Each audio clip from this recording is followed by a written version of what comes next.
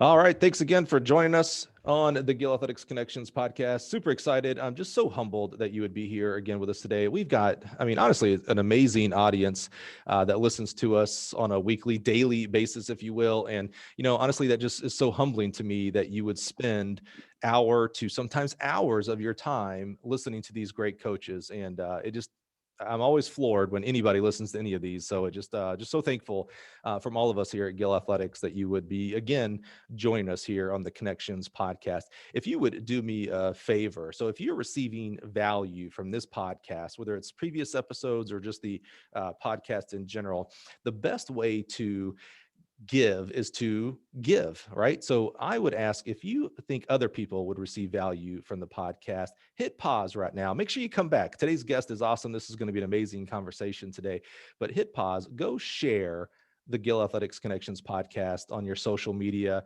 email, newsletters, Twitter, Morse code, smoke signals, whatever you use to communicate nowadays.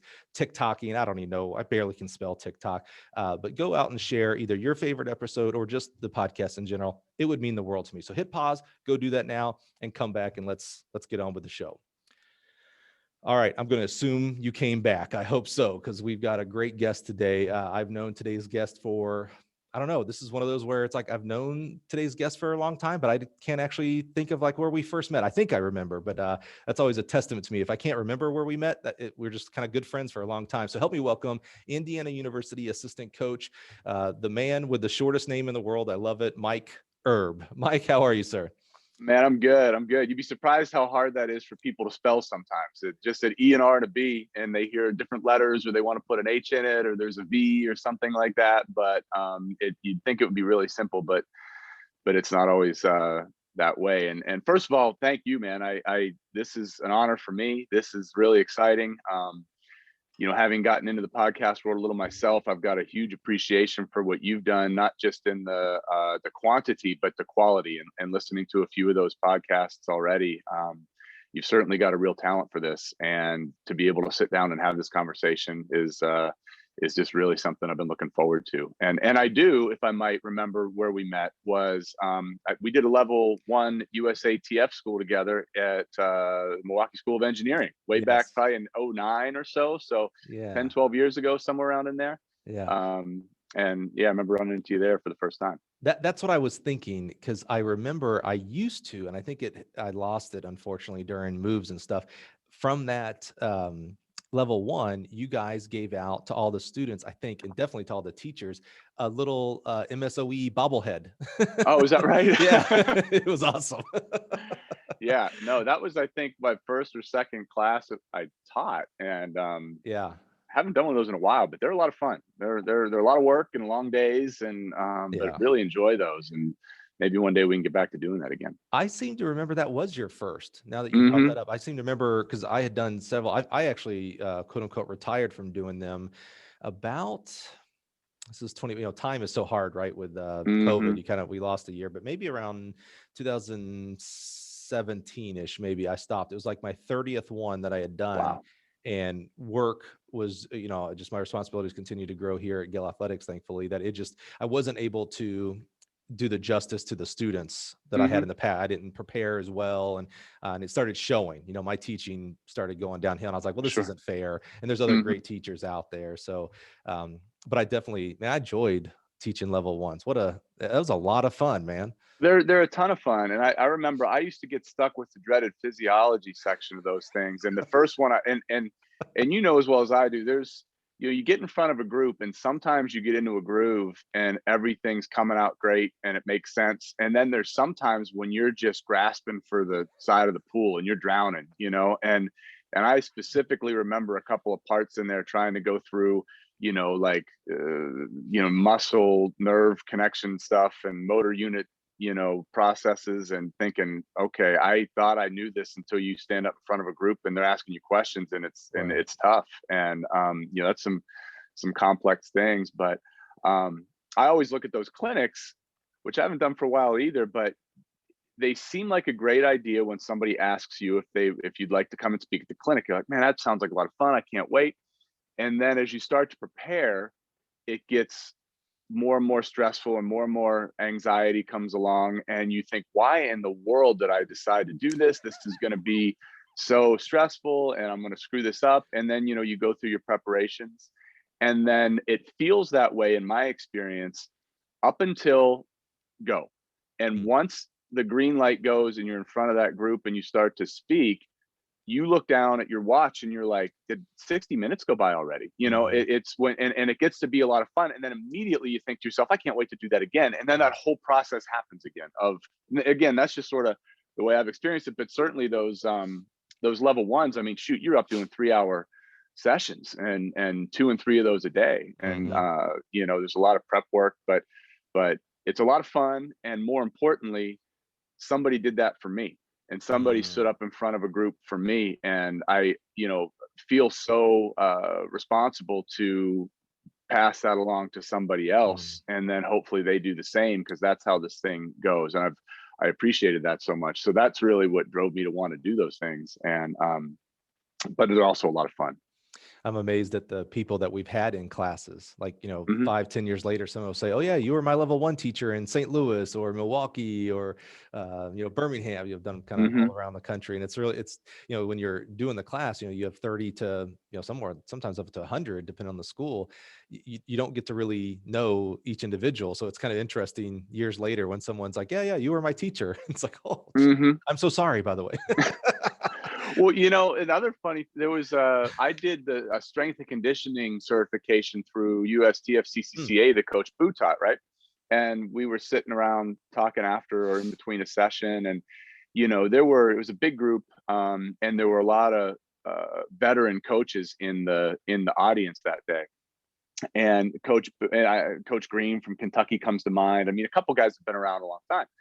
And Coach Boo taught level 2 to me years ago, which is another story. But he was like, yeah, it's really great to see all these veteran coaches here today, And I said, yeah, there's so-and-so and so-and-so. And Coach Boo goes, I was talking about you. And it was like the first time I had felt like an old, I kind of saw myself as this young up and coming coach, you know what I mean? And again, this was like 2-3 years ago. And I was like, shoot, I guess I have been doing this like 10-15 years now. You know what I mean? Like, I'm not that new guy anymore. I don't have that excuse. Yeah. And it was just kind of funny and sort of a wake up call that like, man, you've been doing this a minute, and it's been a while. That's interesting. I wonder, and you mentioned Boo, who I just, changed my career coaching wise. Yeah. And So many. and look up to not only as a coach, and, obviously he's got quote unquote every accolade you could have as a coach, but as a teacher. That's what has always blown me away about him, his ability to teach. But you have all these great coaches, Dan Paff, Lonnie Greens, you mentioned, Boo. I wonder how they see themselves versus kind of the language we just used there, the veterans versus the young and upcoming hustler, if you will. I wonder, and I'm willing to bet that they keep that hustle mentality with them throughout, because that's what keeps them on their edge, and they're always learning. I've seen Boo sit down in other people's presentations taking notes, and I'm like, Boo, you probably wrote what this person's teaching. Like, what are you doing here? They're always learning. It just amazing to me, whether someone's been in the business for 2-3 years or 30 years, to keep a high consistency, a high level of accomplishment, you got to be doing something special. You're not sitting on your laurels. I don't know anybody who's sitting on their laurels that's doing well in this profession. No, the coaches that I look up to the most, the best coaches I've worked with are absolutely students for the beginning to the end. And, I'll preface this by saying I will definitely mention some names today, and it is absolutely not name dropping. It is 100% giving credit where credit is due for where I got to today was because of some really crazy, amazing people. And the one, like Coach Rocklight was one that was, just a consummate student of track and field, and just and Coach Boo may be one of the best teachers of any subject that I've ever had the pleasure of sitting in front of, and down to earth and whatnot. And I also, and there's so many more, and hopefully they come out as we talk, that I owe these things to. So it's absolutely not trying to put myself next to greatness. It's just giving credit to people that were super influential and helped me get to where I'm at today.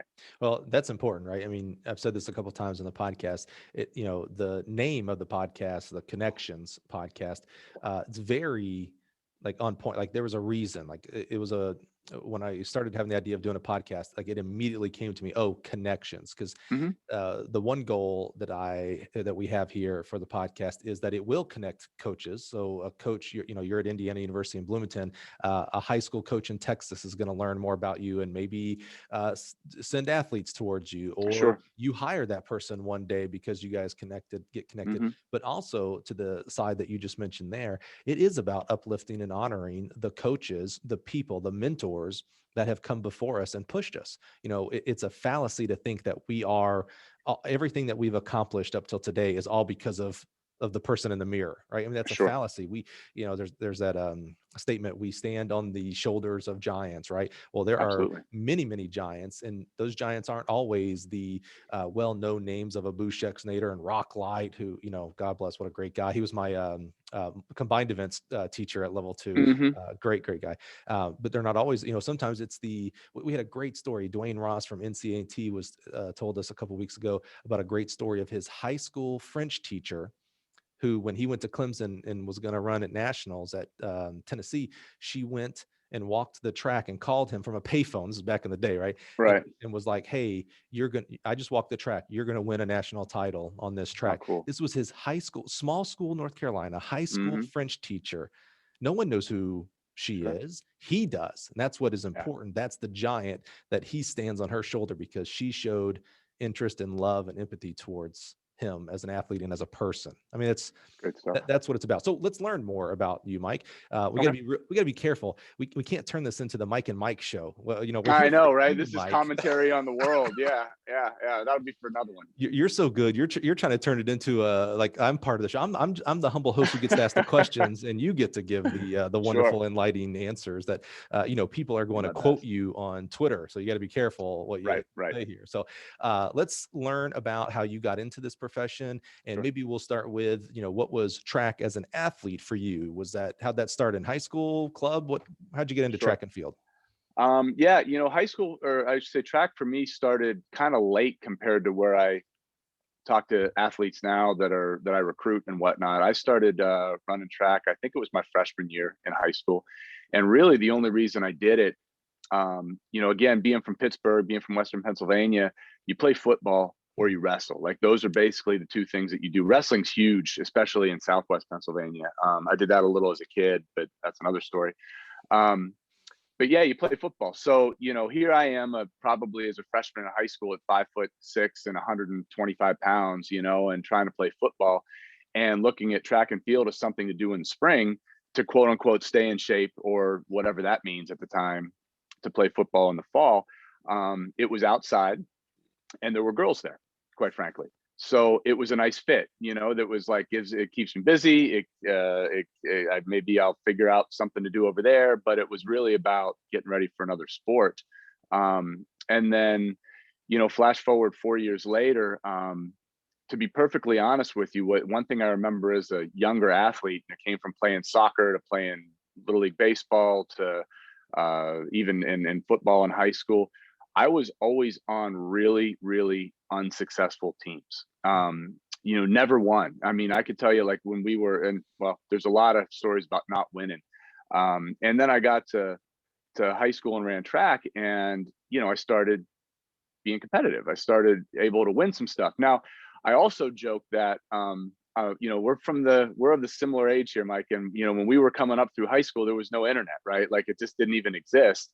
And I'm fortunate for that because among the small suburban Pittsburgh schools, I was kind of good. I could beat some kids from the 100, person school down the street. But if I had known where I was in the scheme of things, I don't know that I would have continued, or never thought that this would be something that I could actually pursue. So I was fortunate to have been insulated in a world where we didn't know what everybody else was doing. And if I could just beat the neighboring school, I felt like I was doing pretty good. So that's kind of where that came. And then coming out of high school, I got recruited to play football mostly. Again, I was similar in height, minus about 30 or 40 pounds maybe from where I am now. So I looked like a cross country runner, but the size. So I got recruited to play some Division III football. But when I would go on those Division III visits, I'd always ask to talk to the track coach. And what I learned pretty quickly was that my marks in high school, while not that great, were still competitive at the Division III level pretty much immediately. Whereas I was going to have to work and gain, 30, 40, 50 pounds to be worth anything to play football, even at Division III level. So I made the decision somewhere in there to go to Alleghany College, which is a little Division III school in Meadville, Pennsylvania, to run track and to not play football. And that's kind of how it all started. That's where it got going. And again, among the Division III athletes, and certainly within our conference, I was fortunate to be able to have some success and be part of a program that was pretty good and start to win. And that really became a lot more fun. I mean, it was fun before, but winning is certainly more fun than not. Had some great people that were part of the coaching staff there that helped me along, and so that's kind of how it was as an athlete, and had some moderate success. So Alleghany, the great home of El Grande, Jeremy Scott, right? Jeremy Scott, yeah, he started he was a freshman the year after I graduated. Oh, wow. So I just missed him, but I remember still being close by and being able to go watch some meets and things like that as I was just out of college, because he was just a phenomenal specimen to watch jump. What did he end up jumping D3 record, like 18.8 or something like that, at 6'9". It was crazy. Yeah, it was interesting. He was still competing at Alleghany before he transferred for masters, I think it was, to Arkansas when I was coaching at Ball State. So we'd see him at Kent State and Akron and stuff like that. And he was always, you hit it around the head, right? He was the phenom. Like everybody went to go watch him, not only because he was jumping, close to 19 feet, which you just didn't see in a regular normal meet, but also he was 6'9", so there was a little bit of the carnival aspect with him, but also on top of that, it was, everybody knew it was special. It's like, oh, this is a D3 kid. This is a kid who was necessarily a stud out of high school and went to the quote unquote big name schools and had everything resource available for him. Like you just kind of instinctively knew, oh, okay, this guy must be a scrapper. Like he's getting it done with all the barriers in his way. So, and having gotten to know Jeremy, post collegiately, he was a vaulter for us on our pacer polls.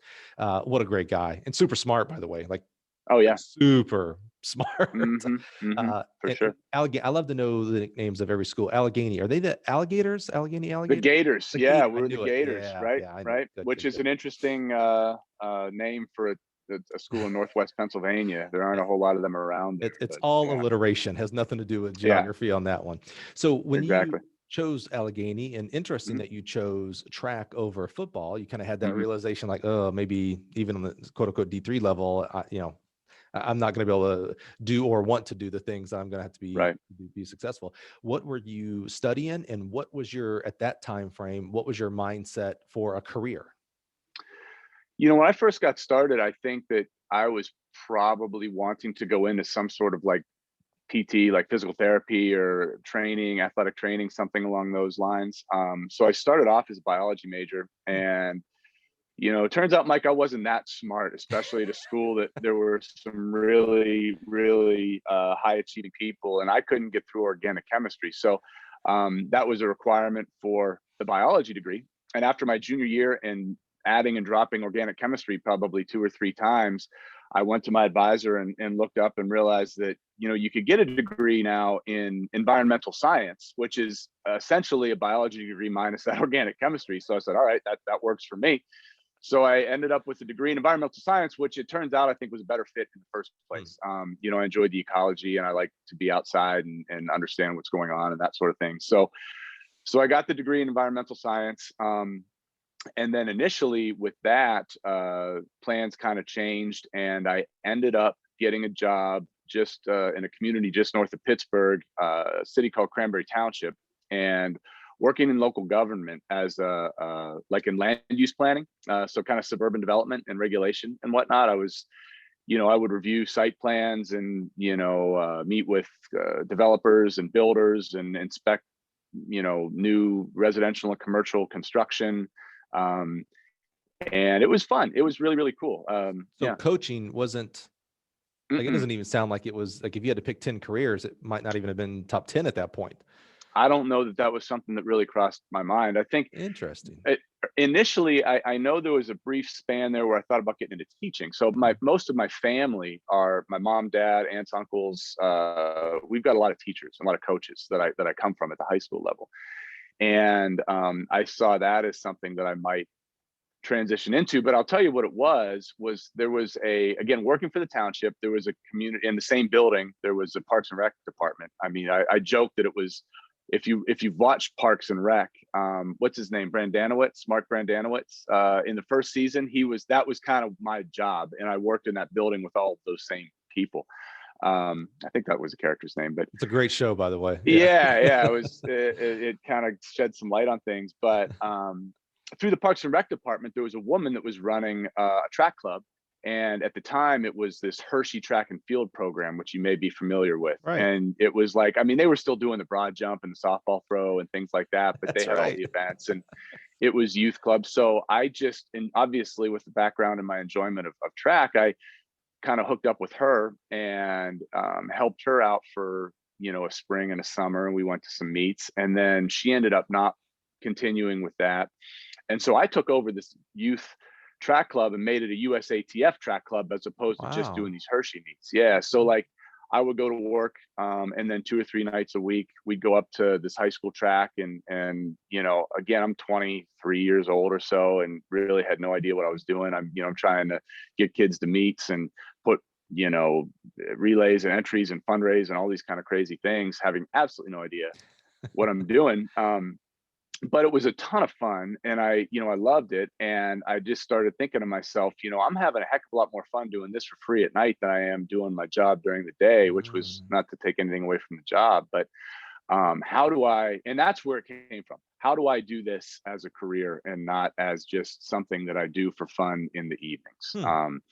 So I remember talking to my former college coach, Bill Ross, up at Alleghany, who's now the director of athletics there. Oh, wow. And yeah, he's gone from being the track coach to the AD, and who I still get to run into from time to time. Awesome guy. And the original plan was to go up there as like, I don't know if it was really a graduate assistant, it was more like an intern position. And I was going to go back up, but he had somebody there at the time who was contemplating whether or not she was going to do another year in that position. And if she didn't, then I would go up there. But if she did, then I would have to find something else. So she did stay. She did stick around for another year. I did not get that position because of that. And so I was bummed. I was kind of put out, but it was probably the best thing that could have happened. Now I start looking around. I understand there's these things called graduate positions, graduate assistants and whatnot. Applied to a bunch, and really I sent a resume and a letter and bugged a guy at this place called the University of Redlands in Southern California, which I had never heard of. I'd never been west of the Mississippi River. I had no idea. And for some reason, I still don't know this day why he did. For some reason, he called me up and asked me a couple questions and said, yeah, why don't you come on out and take this graduate assistantship position? And I said, sure. And next thing I know, I've got a U-Haul in the back of my truck, and I am driving cross country, sight unseen. Had no idea about it. This is back in the AAA triptych days. I mean, this is you would go to AAA and you would tell them where you were going, and they would go and pull these little cards off the wall that had maps on them, and they would put you together a highlighter map that you would use to drive long distances. There was no MapQuest. This is before MapQuest. I mean, I couldn't even print directions out, and so this was in 2001 or 2002. And drove out there and became the graduate assistant for the University of Redlands track and field program. Yeah, I'm not sure how we used to get from point A to point B. We had the It's crazy, right? We remember those big. Oh yeah, used a map, had an atlas, the road map for sure. And then MapQuest revolutionized the world. I remember driving from Alabama to Kansas for an interview for the junior college job I ended up getting right around that time, 2000. So kind of the same area. And I remember I must have been using, I don't think we had MapQuest there. I don't think I had MapQuest either. So I was using the atlas, and I look back at it now, I'm like, oh, I doubled my distance. I went through Arkansas or whatever instead of going up this way. And it's like, how did I get anywhere in this world? And then I remember when MapQuest would happen, you'd print, I'd go up to New Jersey, like when I was at Mississippi State, go up to New Jersey and recruit New York and New Jersey. And so I would have a stack of all my different stops. And Hmm. how unsafe, they talk about GPSs and phones being distracting. I used to Yeah. have this stack of papers that I'd be driving, trying to find where am I at, what page, what Yeah. trip am I am. Oh That was yeah. Yeah. dangerous.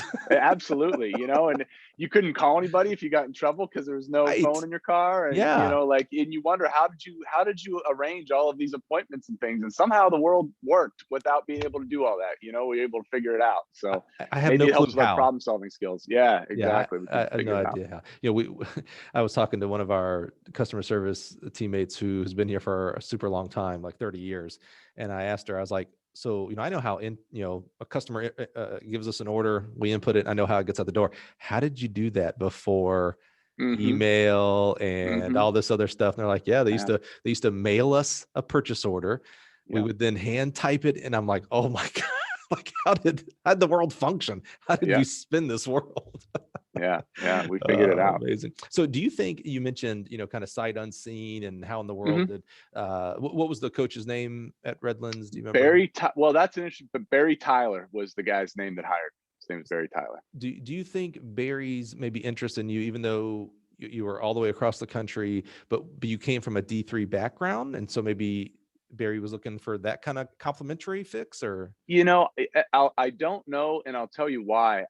Barry hired me, and at the time he was the head track and field coach and an assistant football coach, is what they kind of did in those Division III roles a long time ago. And there was a part-time head cross country coach there, and then I was a graduate assistant, so I was the third in the staff for cross country and track and field. I got out there, I don't know, it was maybe September or late August. And Barry only lasted another week or two, and then he resigned again, this was almost 20 years ago. So I only say that in that I just don't know. You know what I Right. mean? Like I had maybe, a few conversations with the guy when it was all said and done. I'm kind of surprised I remember his name, but he was a pivotal piece of my Right. career. But he only lasted for another week or two. I think he went to be a principal or something like that. I don't know. How did that make But you feel? You move all the way across country for Barry. Barry's the one who interviewed you, right, hired you, right. and then a week or two later, he's gone. I mean, Well, fear, anxiety. listen, being naive is a great thing sometimes, Mike. So like if at 26 or so and not having ever been in the coaching world before, I had no idea that there was any type of like when your head coach leaves that you may not still have a position. I didn't even know that was a thing, right? So Mhm. so it never crossed my mind. I knew I was working. I'd never run cross country or coached cross country, but I was an assistant for a woman who had, obviously. So I was just loving it, man. I mean, it was Hmm. just an absolute blast. I went from making a normal salary to getting tuition remission of $400 a month in Southern California and living with like 4 people and, all that. And Mike, it was incredible. And I remember specifically, I can picture this to this day. The first cross country meet that we went to that September was at University of San Diego. And I was standing on I don't know if it's a football field or a soccer field, but there's that stadium where the track is, if you've been to UC San Diego, and where the finish line was for that cross country meet. And the music was playing, and I was standing there and people were screaming, and it was a high intensity. And I remember thinking to myself, like, this is what I do now. Like, I mean, I was having an absolute blast. It was so much fun. And the realization that I'd made this decision, I'm living in Southern California, I'm coaching at the collegiate level. And I get chills thinking about it now. Like, it was like I was so just excited to be there and didn't see anything else. It was Wow. just pumped to be there, and whatever I could do to be a part of this and can make this continue is what I was going to do. And it's such a crystal clear memory in my mind of like, that's kind of when it happened. And that's when I was like, this is what I'm supposed to do. Like, this is it. And I never thought about anything else since. You know, we're always striving for that aha moment of like, Mhm. not necessarily that you've made it, but like, oh, this crystallizes my decision. Like this, I did the right thing here. And sometimes we Yep. go through careers and never find Right. that, unfortunately, right? But it's, if you're watching us on YouTube, you can see this clearly in Mike's face. And I know I can hear it in his voice. Yeah, that was 20 years ago. I can't Yeah. remember 20 hours ago. And sometimes like you just relived that moment in your head. Like you could feel and I hear can. and smell Mm-hmm. everything that happened on that specific day at a cross country meet. Yeah, at something that I had never even really been involved with before. And let me be clear, you hit the nail on the head. There was no feeling of having made it. There was feeling of, this is just where I'm supposed to be. And this is what I should be doing. And, and so all of those other concerns, financial concerns or security concerns, like that wasn't even on my radar, right? It was like, this is just it. And I didn't need much, every coach has those stories of how, and I don't know if anybody looks back on those first couple of years with like, man, that really sucked. You know what I mean? Like you would say how you lived and that somebody would be like, why in the world do you want to do that? Be like, man, that was one of the most fun experiences I've ever had. And, I don't know if I want to do it again. And I think everybody says that, but man, was that just, oh boy, so much fun. Bunch of young coaches, a whole staff across the department of like really passionate, young, fun people that were just doing whatever they could do to, get through the, pay rent and eat dinner, you know what I mean? And it was, but I still keep in touch with so many of those, soccer coaches, football coaches, and we were all in that same boat. It was just, boy, was that a fun time. That's awesome. Yeah, that's cool. So you're getting your master's. You got an environmental studies undergrad. What were you working towards? The master's degree was like higher education administration, something along those lines. And it was really convenient because that master's program was designed for working professionals, like people that were basically just trying to get a bump up in grade for like teaching or administration and whatnot. So we'd go to class twice a week at night, but we were living, just working like crazy and coaching. And most of the professors understood that we were there, like this was just part of what we were getting paid to do. And we're kind of cool with that. So it was a really good situation. That's awesome. So did you end up getting your master's, end up graduating? Yeah. And so what happens after your graduate? Well, it's a couple things. So first, that December that I got there. So like I mentioned, I moved to California in September. Head coach quit shortly thereafter. So it's myself and this part-time cross country coach. Come December. Well, let me tell you this. Let me back up. When in the University of Redlands office, the track and field office, there was one office for 3 people. There were 3 desks. There were 2 desks one was for the, basically the 2 assistants. And then there was the head coach desk, which was a little bigger than the 2 assistant desks.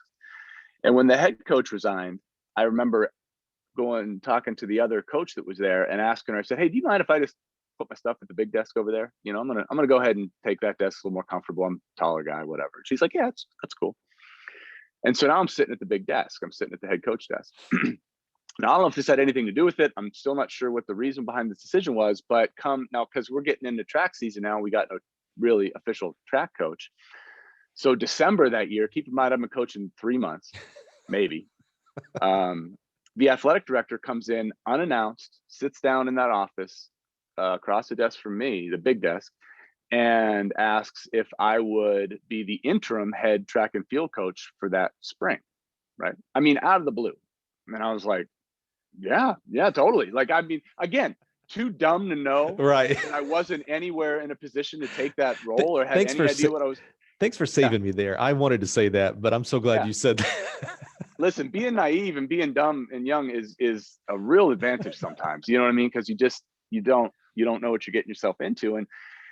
And so I did. I said, absolutely. You know what I mean? This is what I'm trying to do. And so I think that came with like a little stipend more than what I was getting as a graduate assistant or something like that, which was cool. And Mike, I'm telling you, I don't remember how that transitioned, but before I knew it, I was just a full-time head track and field and cross country coach there relatively shortly. And I don't remember there ever being an interview, or maybe it's 20 years ago now. So it's probably, I don't know if they were playing by the rules or not, but I just remember it just sort of transitioned. And next thing you know, I was a full-time employee and I was getting paid as a coach and I was running the show. And so anyway, that to say, along with that, I finished a master's degree. My master's thesis was the basically writing a proposal for a new track and field facility at the University of Redlands, which we did. We had a dirt track out there, which it's kind of like a cinder track in the Midwest. You know, it was a dirt track that we needed to upgrade. And from 2 years, Mike, start to finish, we went from idea to running on that track, raising Wow. money, building the track, getting construction, the whole thing. Wow. And so my project for that master's degree was basically that. So it was funny how things work out. You know, I think it's interesting. You said you don't remember there being an official interview and things like Mm-hmm. that. I think that kind of goes back to something you and I were talking about before we hit the record button about that someone's always watching. I think you probably were interviewing for that job every day. You know, the AD, they would see you and how you would act and not act and decisions you would make or not make. And I bet you were interviewing every day for that job, which is a great lesson for all of us, that someone's always watching, Absolutely. positively and negatively, and that you are always interviewing for something. It may not be for the next job. It may be for Mm-hmm. your, a spouse. It may be for, you know, this or that, et cetera. But someone's always watching, someone's always interviewing. That's a really good lesson there. Yeah, for sure. And that's something I absolutely learned from my father growing up, you know, as he was a coach and a teacher, and he was always very aware. And that's what we tell athletes all the time, that, you know, by nature of being an athlete or by nature of being a person, like, you are more paid attention to than a regular student or a regular person. I mean, I know for a fact that the local newspapers at these colleges go through, you know, the police reports in the newspaper looking for names and cross-referencing them with rosters, you know. And it's like, they're not doing that for the kids sitting in chemistry class, man, you know. So, you know, you need to be aware of that, you know, and you need to know that somebody's watching, like you said, for better or for worse. Now, I appreciate you saying that, Mike, that they saw something. Let me provide some context here. I think at first I thought that they saw something, but looking back on it, you understand, I went to this program sight unseen, didn't know anything about it. That first year, the program that I took over, now this is a Division III conference, okay? There were maybe 8 or 10 teams in the SCIAC at the time. If I remember correctly, on the men's side and the women's side of that conference championship meet outdoors that year, one team scored maybe 5 points total, and one team got shut out. We scored 0 points. So I'm not so sure that they saw something in me, or they saw a warm body that was sitting in the chair already and was like, listen, we'll give this kid a shot. I mean, who cares, right? Like, we're in no position to be successful. Fortunately, it changed relatively quickly, but yeah, it was not a prominent program at the time. Okay, so now we're going to go back. Maybe the AD just was either lazy or had other things to do and was like, look, man, I don't want to spend time hiring another coach. This guy left me after a week. Let's just give it to this one and see how long he lasts. This saves me an interview process. I don't have to take resumes, and but it worked out though for everybody, I think, in the end. So, well, you said it got better, which makes me think of the, you know, fake it till you make it type of principle. And there's an excellent, I don't know if you've seen that. Are you a TED Talks guy at all? I've seen a few. Yeah. There's a really good one. I'm going to butcher the story. You need to go find it, go Google it. It's actually one of the top 10 most viewed TED Talks. In fact, might be one of the top 5. But it's this young lady. She talks about not faking it till you making it, fake it till you make it, fake it till you become it. And her story, it's quite amazing. She was a highly accomplished athlete, maybe a violinist. Again, I'm probably thinking 10 stories into one, but she got into a car accident in high school.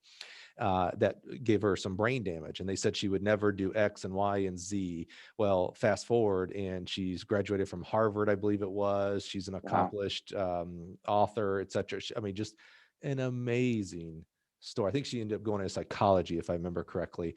But she has an awesome, she actually has 2 or 3 awesome TED Talks about faking it till you become it, you know, what that mindset means. And then also the power of positive imaging. Like, they've done studies, and this is going to get off the topic here a little bit, but this is value, I think, about they've done studies of people who would before they would go in for a job interview or go in before something that, you know, was stressful, or maybe they were feeling a little inadequate for, that people who stood in the mirror in a super hero pose. I know it sounds funny, right? Superhero pose. So I'm, you know, I've got my hands on my hip, you know, that Superwoman, Wonder Woman type of pose, right? That people who did that and saw themselves as like, okay, I am strong enough, good enough, smart enough, that they prospered more than people who just went in kind of cold turkey. Like that Yeah. simple trick of seeing yourself as Mhm. the worth that you really are will actually help you become that. But Oh, so there's my plug of the day. Go Google I'll top check 10 that TED out. Talks. And I guarantee you she's one of the top 10 most viewed, and it's Fake It Till You Become It. That's the title of it. It is awesome, and she is awesome. So so tell me, how did you fake it till you became it? You said things got better. You scored 0 points. Yeah. Tell me about the Yeah. turnaround. It was, and I think, boy, you hear coaches or just people talk about, like, I had this plan and I executed the plan and it went exactly the plan and we got what we needed, we got done what needed to get done.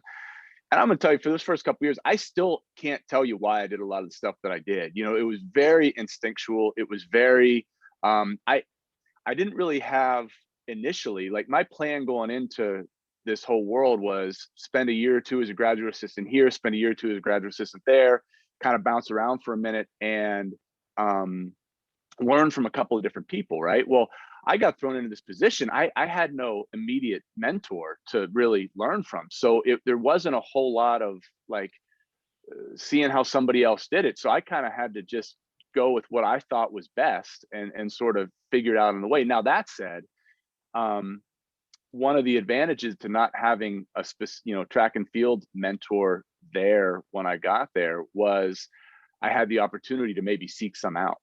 So rather than just sort of take what I got, I was able to look around at some of the best people on the planet and reach out and connect with them in whatever various ways, and really ended up with some really incredible mentors then. And that was more from the technical side of things, so it was like the day-to-day stuff, the administrative stuff and whatnot was just sort of figuring it out. The culture building stuff was just kind of figuring it out. And I was there for 5 years. And the last year I was there, the women got to the top half of the conference. I can't remember where they finished in the conference. They were probably third or fourth, and the men almost won it. And I say almost. There's another school out there, Claremont Mud Strips, another D3 school, a guy named John Goldhammer, who was just a phenomenal, longtime coach. They had won that conference championship on the men's side, something like 15 or 16 years in a row. Wow. And we came to a pulled hamstring away from beating them that last year, and that was coming from nothing, like Wow. we was a kid that pulled up in practice, and I don't want to coulda, woulda, shoulda. We lost by, I don't know, 5 or 6 points on that last meet, but 0 points in the conference meet to 5 years later, finishing, I think, 7th or 8th in the country. Yeah, So wow. we had some really phenomenal standout athletes that we shouldn't have ever had at the Division III level, but they were just amazing and went on to win national titles and stuff. So you mentioned you reached out to some people that became mentors. Who were some of Yeah. those people that were instrumental to you? Sure. One thing that I'll say about those initial years was I was shameless in reaching out to people and, either asking questions or maybe more importantly, asking what I could do for them. And that's really what ended up getting my foot in the door with a lot of people. But probably the best thing that I did was, I'd done the level 1 USA level 1 school before I went out there. So I had that under my belt. And then I learned about these level 2 things. So I went to Colorado Springs, and these 2 guys teaching the class were Rock Light and Boo Schexnader, who I didn't know from anybody at the time, and like when I was there, I knew I would go to these clinics to learn and hear people speak. And, I come from this Division III world. I didn't have access to world-class, coaches or world-class information and whatnot. And so I'd go to these clinics and I'd be listening to these guys and just thinking to myself, there's something more here. There's more to, it's more complex. There's more information. There's something that these high-level people know that I don't know and I don't have access to. There wasn't really no internet to go and research these things, right? And I remember going to this level 2 and listening to Boo and Rock speak, and it was like I was like, this is the stuff. Like, we're getting down to fundamentals of movement and physiology and biomechanics, like the building blocks of all these things. And it was such a light bulb moment, and I'm so appreciative for that. And the best thing that they did beyond just that 3 or 4 days of the class was they both said at the end, there's a class of 50, 60 people. If you ever want to come and hang out, basically, you're more than welcome to.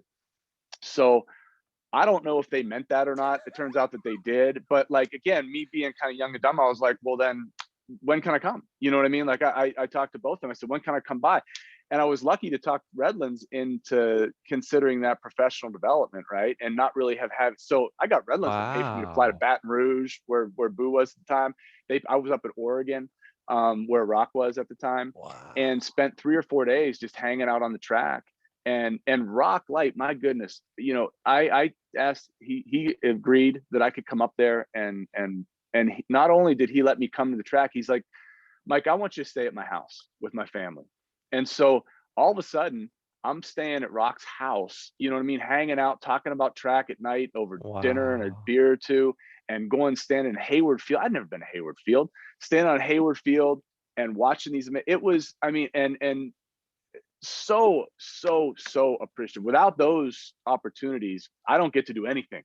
And I don't get to help these kids get better without that knowledge and without that access, and I know, and I come to find out that they do that all the time, and lots of people do. They're so generous with their time. But that was really the turning point from just being a guy in this, and really kind of gave me insight into this next level that was out there. And man, that's what I want to do. You know what I mean? Like I want to be standing on these tracks myself, and coaching people here, the level that they're coaching. So without them, that never happens. Yeah. So that was really what allowed us to sort of make that transition. There's a fine line between confidence and naivety, right? So Yeah. Yeah. I love the gumption, if you will, of, oh, you said it's okay for me to call you or come visit. Okay, when? Yeah. Exactly. Not re-asking. Hey, can I? It was like, okay, when can I make this happen, right? Sure. It's interesting, those people that you mentioned, Boo and Rock, and I have a similar story to your Rock Light story with Marshall Goss Yeah. at Indiana. Very Hmm. similar. Next thing I know, I'm staying in the night at his house. Just givers. Yes. Selfless people in this profession. I'm always interested in, so guys like you, and there's other stories like that of people who took that step, who took that risk, if you will, that risk of Hmm. rejection, of reaching out to someone saying, hey, can you help me? I'm dealing with X, Y, or Z or whatever. But there is many more, if not the same amount, if not more, people who don't. They Hmm. for whatever reason, confidence, the little voice in our head that talks down to ourselves, they don't reach out. I'm not good enough to talk to a Boo. Why would Rocky Light help Hmm. me? Why would Marshall do this for me? And they don't take that Right. risk. What do you think it was, whether it was maybe how you were raised by family and friends and neighborhood, whether it was education in Alleghany? What was it that you can think of for you that it was, seems very natural to just, oh, okay, you offer that, then I'm gonna take you up on Hmm. that offer. Where'd that come from? Yeah. I think you said there's a fine line between, confidence and being naive. I think there's also a fine line between being forward and being annoying or being a pain. And I think it's a combination of just knowing when to put that foot forward and when to get the hell out of the way, Mhm. you know, like to be there on the track and not, like it's a delicate balance between pushing to get there, but also not getting in the way when you're there. And I think for whatever reason, be it how I was raised or just my own experiences, I've been able to balance that pretty well, to sort of sit back and just be a fly on the wall when it's appropriate and ask questions when it's appropriate. So I don't know, that's and you know it when you see it one way or the other. You know what I mean? Like some people are like, well, this guy just quit bothering me. Um, but I think I was able to navigate that pretty well. And to this day, to be able to see, I just saw Rock not last summer, summer before, out at Altus. It just sidebar. Here we are 20 years later. I'm going out to Altus to do the similar thing to learn. And I sit down in class, I look to my right, there's Rock. And I was like, what the heck are you doing here, man? Like you're teaching this stuff. And he just loves that learning. But yeah, so just kind of finding that balance between putting your neck out there and not being getting in the way, I think is important. And I could tell you another that happened in other ways too. I would, in Southern California, was really cool. It was a great place to get started because there was access to some really high level people. So for example, like I would see these camps that would happen And I, would reach out to these camp directors and basically just say, hey, listen, I am a coach here at Redlands. I'm nearby. I'd love to come do whatever you need me to do for nothing. I just want to be there.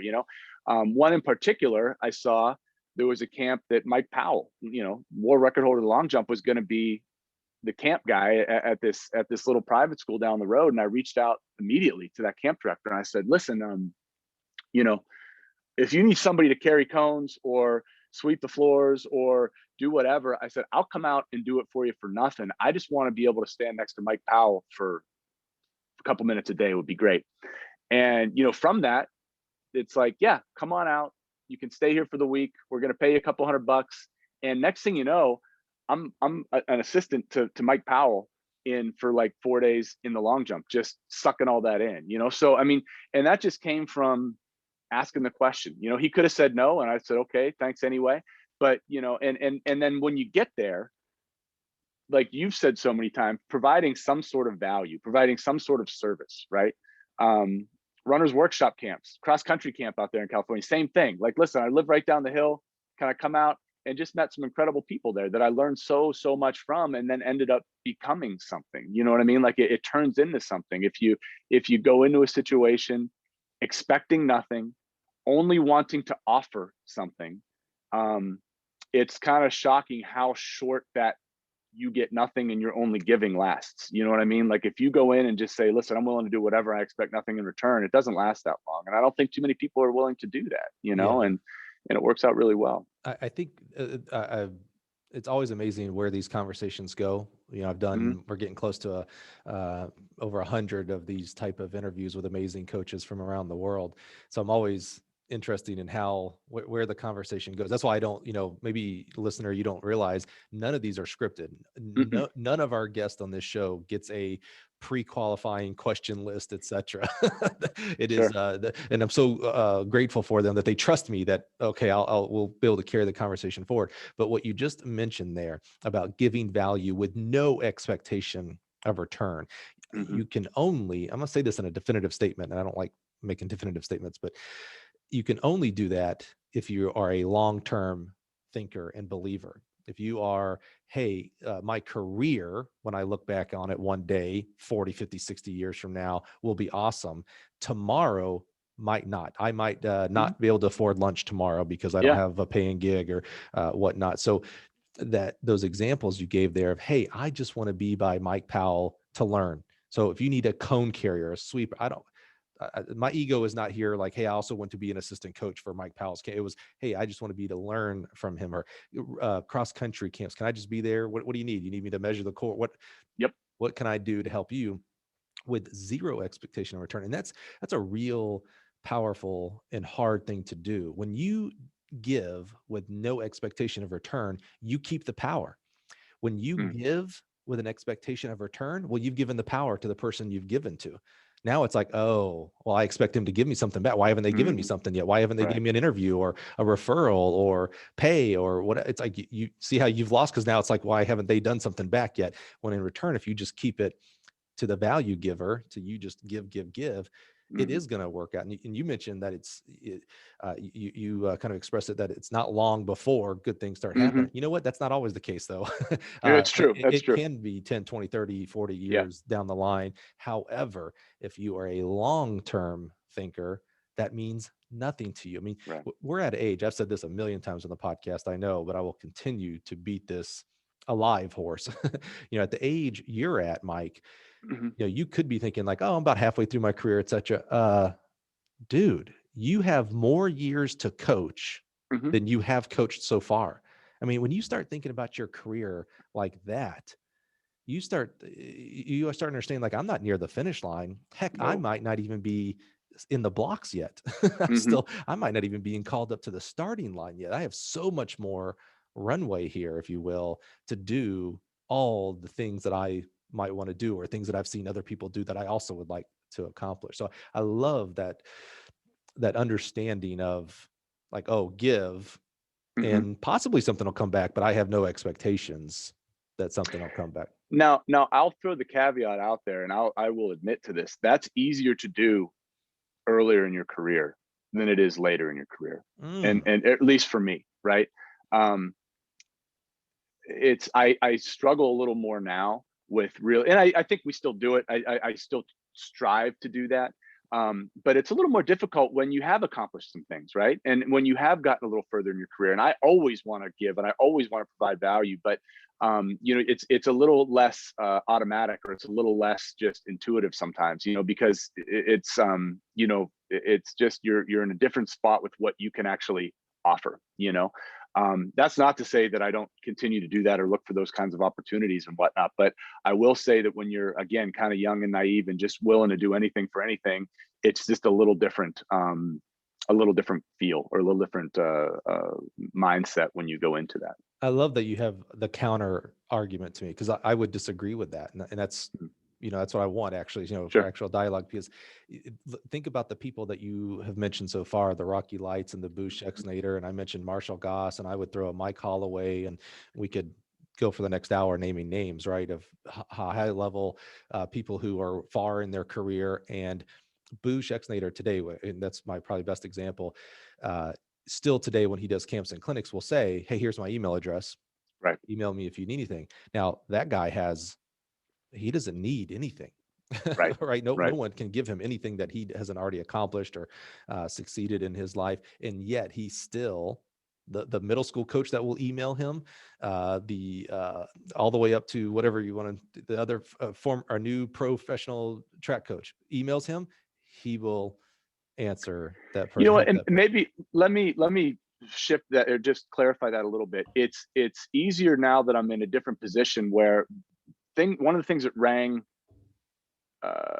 true from everybody that gave me a hand or helped me out was, when I would offer, say, hey, what can I do for you? What, how can I repay you for this? And to their credit, it was, do this for somebody else when you have the opportunity, which that kind of gives me chills too. You know what I mean? That was always what it was. So it maybe the right way to describe this is, it just shifts. It looks different.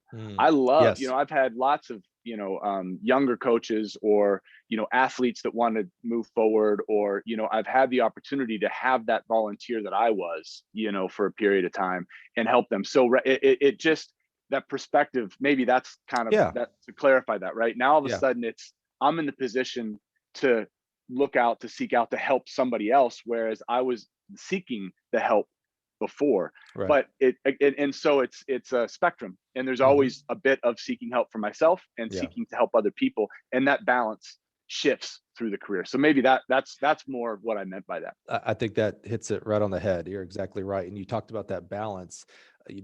We tend to think of things as a balance, like a teeter-totter, if you will, right? That I either have to be all the way on one side, or the teeter-totter shifts and I have to be all the way on the other side. When in reality, life gets really good if it's actually kind of right in the middle. We talk about 50-50, but maybe it's more 51-49. Like I talk a lot about the selflessness of coaches. I see it every day, every hour, every minute. Coaches who give. They give their time and energy and money to other people's kids. On the collegiate level, 18 to 22-year-olds. They're taking phone calls at 9 p.m.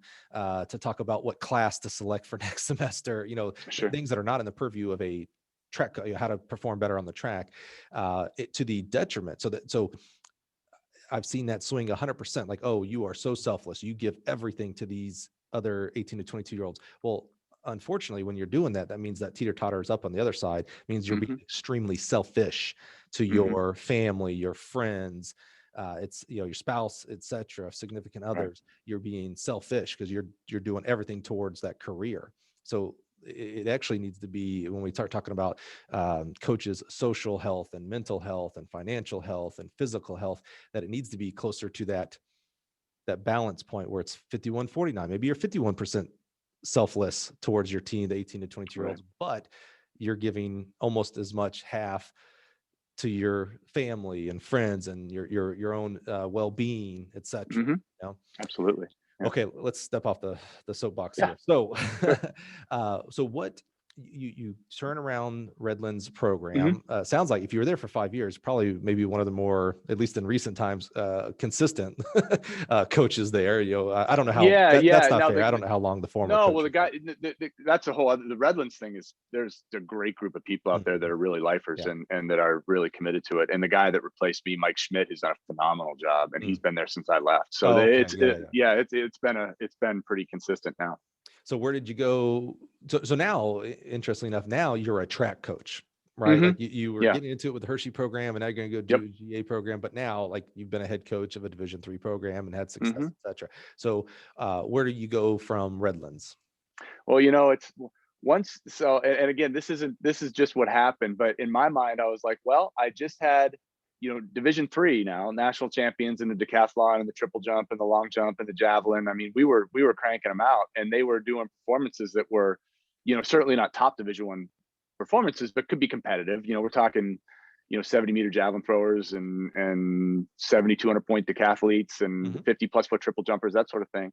So I'm like, they're gonna be banging down my door at the Division I level, right? Like, this is what I want to do. And who wouldn't? I've come from Division III. I'm working with, this is going to be a piece of cake. And obviously, you learn real quick that that's 100% not the case. So long story short, I took an opportunity to work for free as a volunteer. So I went from a paid, obviously full-time Division III head coaching position to be a volunteer assistant at Marquette University, Wow. which is how we got to Milwaukee and Hmm. and met you. And then, as everybody's got this story, I was substitute teaching for the city of Milwaukee public school system, which is another podcast conversation altogether. There's a lot of interesting things that came from that. Um, but it turns out that experience, that was the thing you're missing. And as when you go to apply for jobs or you're sending out your resumes and things like that, there's a lot of times a checklist of kind of prerequisites, and having had Division I experience often is a prerequisite for getting a job in the Division I world. And having not been a Division I athlete or a Division I coach, and not had any of that, sometimes you got to suck it up and figure out a way. It's like, I just got to check that one last box Hmm. to even get the call back for this. You know what I mean? You may have some qualifications, but if you don't have that one, then you're just not even in the mix. You know what I mean? Like, you're never going to get that call. So, I went to Milwaukee for that year at Marquette. And it was fun. That's where I met one of my best friends now. Tom Sage was a decathlete on that team at the time, and now we've become great friends. I was in his wedding. We keep in touch all the time. And but that really was the stepping stone to allow me to get the job at the University of Illinois, which was that was the game changer into this world. So before we get to Illinois, Yeah. so what was it? You talk about the checking off the boxes and you need D1 experience, at Hmm. least in your experience, Yeah. your Yeah. career. So what was the drive for a D3 kid, if you will? You competed at D3. What was the drive that you would, move away from a paying head coach, and you're the man, you make all the Hmm. decisions for your program, you're Hmm. getting a paycheck every 2 weeks, to a volunteer position? It wasn't going back home. It's not like you're in West Hmm. Pennsylvania. You may be closer, but it's not home. Yeah. What was the drive to go D1? Well, I think it's a lot of things. I think that number one, just get to experience some of it with, getting to see how that world works at those different places that I aforementioned mentors and whatnot. Having had, I reference, we had a good javelin thrower, for example, one year, who was fortunate enough to qualify for the, USA championships, as a D3 guy, and was made a world, or made Pan Am junior team, won the junior meet. That's a whole other story. Wow. It's just insane. And I don't know how much we had to do with that other than say, this is a javelin, put it in that direction. And, he threw 70 meters, you know what I mean? And, but having some exposure to that world, I think, was part of it, and just Mm. really being drawn to it.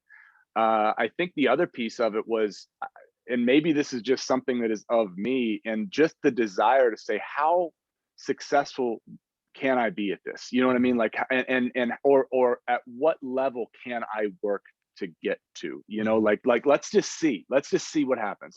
Do I have what it takes to be at that level? Mhm. So I think there's just sort of an inside drive that's that's just something I wanted to see if I could do it. I wanted to see. I didn't have the personal experience at that level. I didn't compete at that level. I didn't have exposure to those types of things. And so I wanted to, but I really liked what I saw and I wanted to give it a crack. And so that was pretty much it. And then it was like, well, let's just figure out a way to backdoor my way in here that and whatever I got to do. Well, certainly coaches are listening right now and they're like, okay, Mike, ask the question. You give me I need the answer here.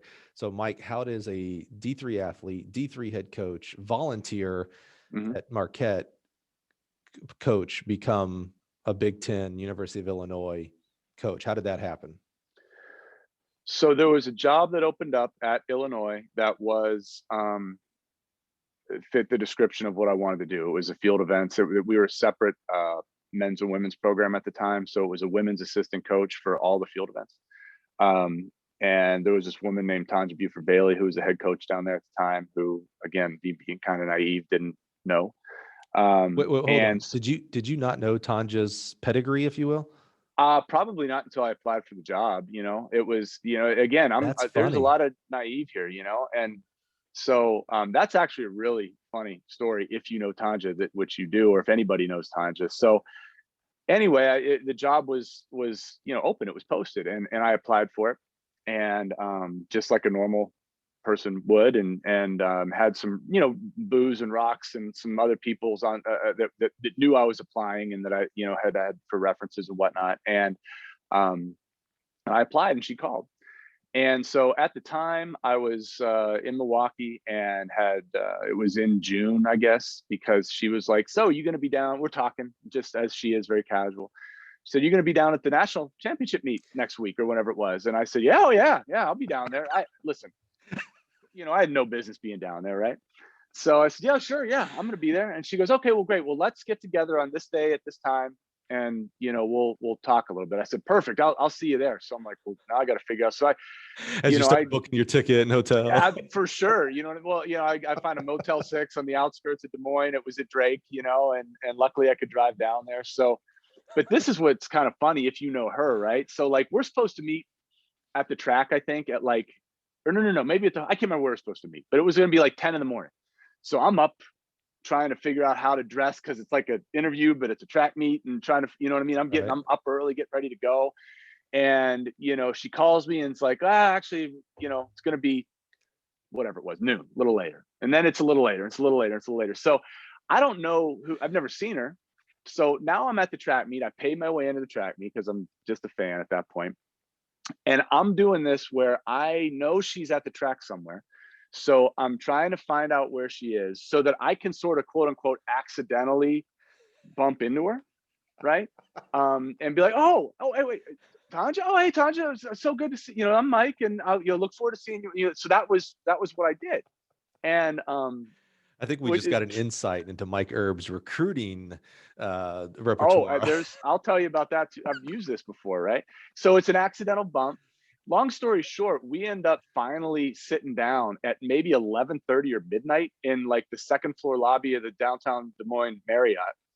And, she just starts telling me what she's looking for. And I'm like, oh yeah, I can do that. And she's like, well, when can you get started?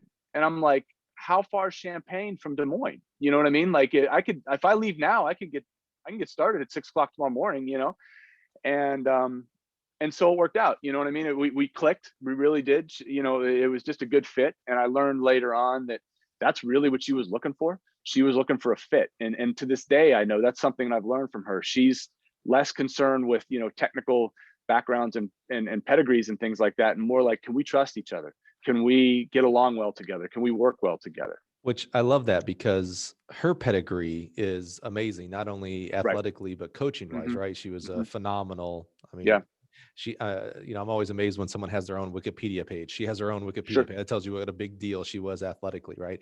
And she was coached by one of the, maybe top 5 smartest coaches in the world, right? And Gary Winkler. History. Yeah. And then she became this amazing, she's a phenomenal coach.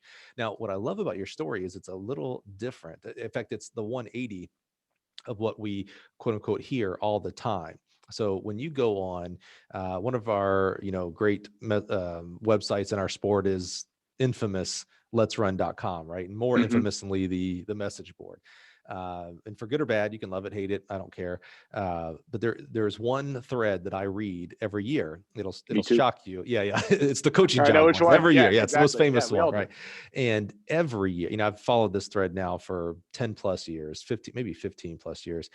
And every year, everybody, it's the anonymous trolls and all that kind of stuff, but everybody will tell you, oh, don't apply for that job.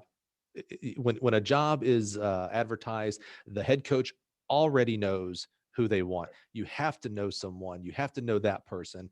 If you are just applying, forget about it. You have zero shot. So I want to make sure we all heard that correctly, your experience with Illinois. And let's be honest here now. We're not talking about just any job. We're talking about a Big Ten job. There ain't that many of them. We're talking about Illinois. That's a big program, has done amazing things. So I'm going to say it back to you to make sure I heard it right so that our listeners, everybody else can hear this right. So you were a volunteer coach at Marquette. You did not know Tanja at all. Not personally, no. I didn't even know who she was. Yeah. And it sounded like you barely knew that she was a medalist and yeah, I learned that kind of as I was going, and I'm trying to remember when, but it was somewhere in the early process. Yeah. And you certainly had some high profile referrals. You mentioned Abu and Iraq. And a couple of weeks ago, Karen Dennis and I from Ohio State were talking about resumes, and we're always amazed at the reference section of resumes, because it's kind of a duh part of your resume, right? Like like it's your way to kind of put the homers up there, people who are, going to talk great about you. So they're almost, I don't want to call them useless, but right. right. Sure. But you have those names, and they're great names and everything, but let's be honest, because of their connections and their giving attitude, I bet you Rocklight and Abu Shexner has been on a lot of resumes. Absolutely. Right? Oh, for sure. And rightfully so. I'm not bringing it down. I'm just saying rightfully so. No, listen, that's awesome. Yeah. You were not a stud athlete at the Division I level. In fact, you weren't a stud athlete at any level. At any level. No. You so we already mentioned volunteer coach. You didn't volunteer at a Power 5 school. You weren't a volunteer at Florida State, Florida, etc. You are, oh boy, this is going to sound crazy, but you are the everyman, right? If you what's the play Death of a Salesman, the name of the Willie Loman? Yeah, low man, like that. They named him for that, right? Low man, like he was a low man on the totem pole. You are. This is going to sound terrible, Mike, and I know since we're friends, I can say this. Yeah, you're nothing special. No, at this point, no, right? I'm not. Please know how I'm saying this, right? No, Mike. Listen. I agree with you 100%. I was not. I shouldn't have got that job. And you, no. That's not the point. Take that back. The point is, you did get the job. And what I love about that story, and that bringing this to light and helping people hear this story, it's a story of not only hope. Like, hey, you do not, if you are down on yourself as a coach right now because you were not a stud athlete, guess what? Erase that. If you are down on yourself because you don't have a big name school behind you, erase that. You can get whatever you consider higher profile jobs, but you can get other jobs in this profession without all of that. Yes, you can. The other aspect I love, so not only is it a story of hope, I tell you, it tells you a lot about Tanja. That she didn't and does not fall for the, this guy coaches at Marquette. I can't even spell Marquette. Well, and I don't want to speak for Tanja. I can't spell Marquette. I'm sure Tanja can. She has a Big Ten education. I don't, so I'm sure she can. Yeah, but I don't know, Marquette. What do you mean? Wait, this guy, okay, well, maybe he was a stud athlete. Oh, wait a minute. No, he's D3 and he was. Nope. And yet she took the time to interview you eventually. I love that story. The chase, if you chased will. her down. Yeah. Yes. And was looking for a fit. I'm sure she did her due diligence and said, okay, well, this candidate has gone through level 2 and stuff. So there's some, and her boss. Yeah, well, I guess it was her former boss. And Coach Gary Winkler was a big level 2 and the coach's education teacher. So I'm sure that had to at least subconsciously play like, okay, he's done these things, so he must care about wanting to get better at his craft. But this person that's here in front of me seems to be a fit for my coaching staff and hired you. That's an amazing story. That's a story that does not get told. The other story gets told, the famous athlete who gets the job, I've known so-and-so for my whole life. That's how I got the job. What a great story of perseverance, working hard, going after it, and putting yourself out there? Because I was going to ask you, why did you even apply for that job? What chutzpah did you have that you thought you even had a shot? Yeah, no, and you're absolutely right. And thank you. That's like the biggest compliment that you could give me, because I do take a lot of pride in that path, that having gone that direction. And, I think in hindsight, the connections that I had made with some of those high level coaches that we talked about, and I didn't know, I mean, I knew who Gary Winkler was. I didn't know him, but they were obviously all very connected themselves, being at the top of the chain. Right. And so when Gary was getting ready to retire from Illinois and Tanja was getting ready to take over, I wasn't really aware of all those mechanics happening either. That was kind of all behind the scenes. That was all part of the plan. And I learned after the fact that early in the process, so we had interviewed and gone through this process in summer, around the national meet, I guess, and I'm humbled that this was the case, earlier, like as early as the winter before, my name was in that conversation of, here's a guy, because I had talked a lot to those guys about helping me get to that next level and helping me make connections. And they knew I was on that path. They knew I was trying to find the right fit. And so it's my understanding that some of those conversations happened formally or informally, as early as the winter before. And when I applied, it was less of a random pick off the resume than I had even known. I wasn't aware that those things were going on behind the scenes. And I was just fortunate to have done some things prior to set that up to go the way that it did. And then, Tanja's one of my favorite people on the planet to this day. We talk all the time, and I'm just a huge fan of hers as a person, and her family and her kids, and it's just it really worked out to be a really cool relationship, track and field and otherwise. So I'm grateful. I think you just reinforced you are always interviewing Mm-hmm. theme, if you will, of your story here. Yeah. It's like things were going on in the background that I had no idea was going on, and probably better off that you didn't, because then you don't have to put on a show. Well, I better act like X, Y, or Z. You just got to be yourself, and that's what attracted you to them. That's awesome. So you come to Illinois, and much like all of my Illinois coaching friends. So if you don't know, Gill Athletics is in Champaign, where obviously the University of Illinois is.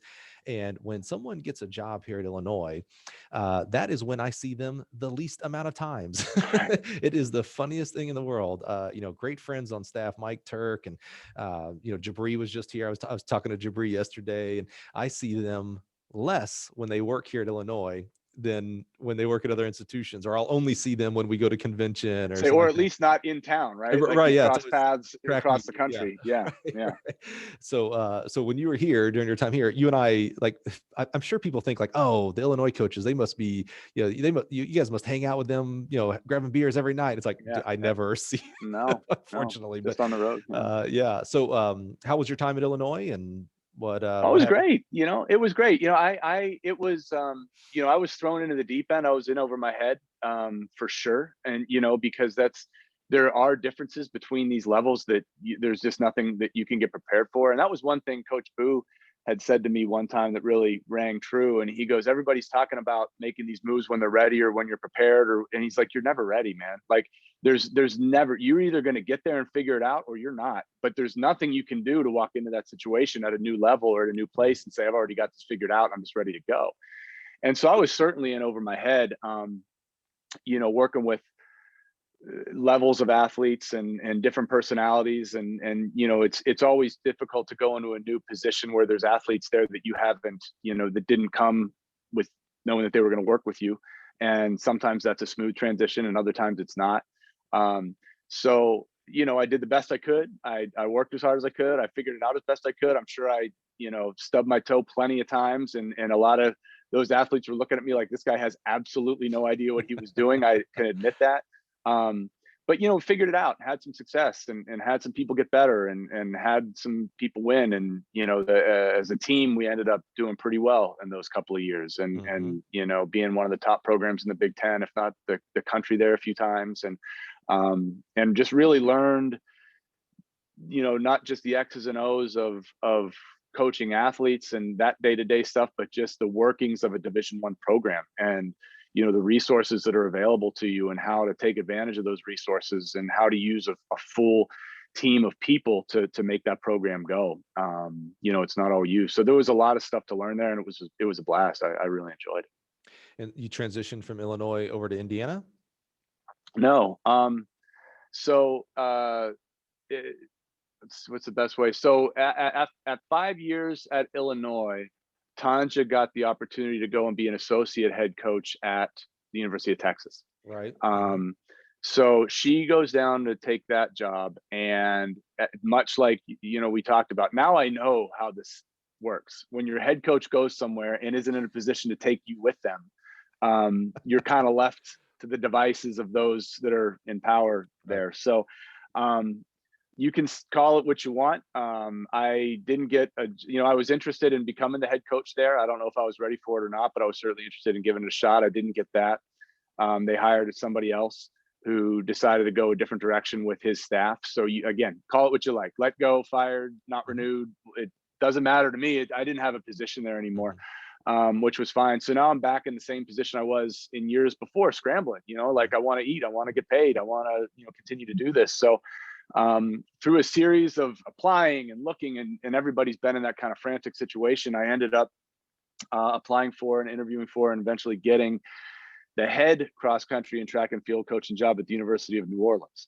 Oh, that's right. Yeah. Wild card. You know what I mean? Like just Southland Conference, going to New Orleans. I mean, couldn't be more different in any capacity than anything I had done before, other than it was still a coaching job. Now, let me ask you. So I don't necessarily think that any level is better than any other level. That was a very awkward way of saying that. Every place is different. There are certainly there's more money in the Power 5 side, and I mean that in resources, not always necessarily in salary, boys and girls. Sorry to tell you that, but in resources and travel budget, equipment budget, etc. Versus scholarship versus D3 no scholarship. Each program is just different. We're still out there competing in the 100-meter dash, and the level of expectation is different. What it takes to make D3 nationals is different than D2, D1. And let's not forget about our good friends at the NAIA and JUCO levels. Sure. Same thing, right? But how did we've been talking and skirting around a little bit about this subject of ego. How did you handle going from Big Ten, great travel budget, equipment budget.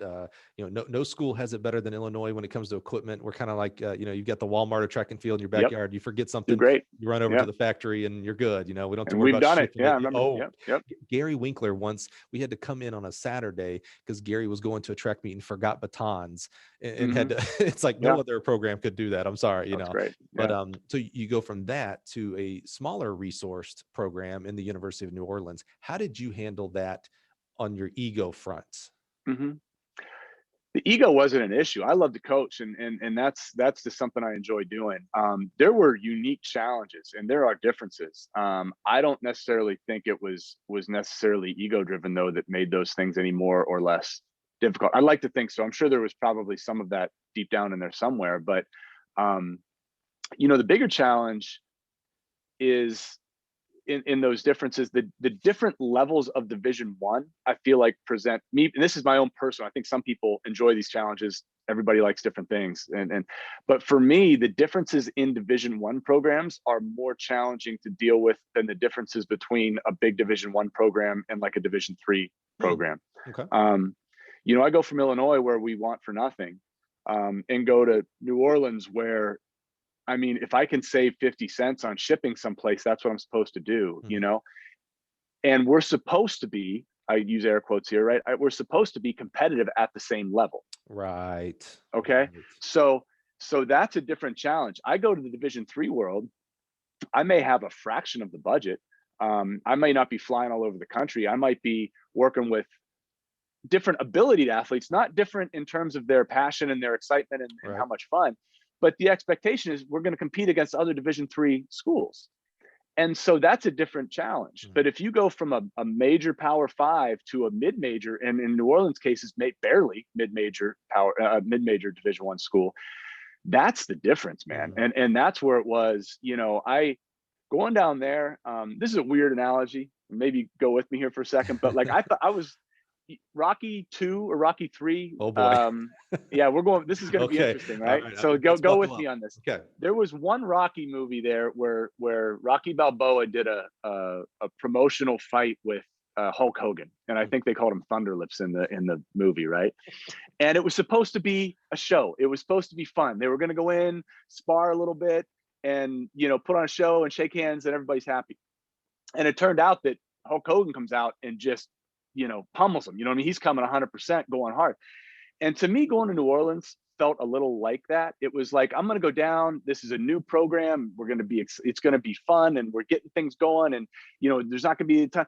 And it was like going into that ring and just taking haymakers from every angle, you know what I mean? Be it from the athletes, or at least that's what it felt like to me. It was just a different challenge. Like, it went in and it went 0 to 100 miles an hour like that.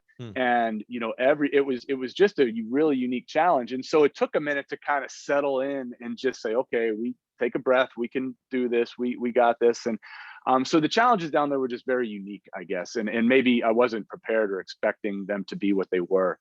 But it was, of all the places I've been, I always say New Orleans, every place is a little different. New Orleans is the most different. It's the most different on every capacity. Are you talking specifically about like the school or the all the of community? it? Yeah, everything. The community, the city, the people, the school, and that's not good or bad. Right. And you know what I mean, at all. It's just, it was absolutely different. And I loved it though. I mean, the city was phenomenal. I enjoyed my time.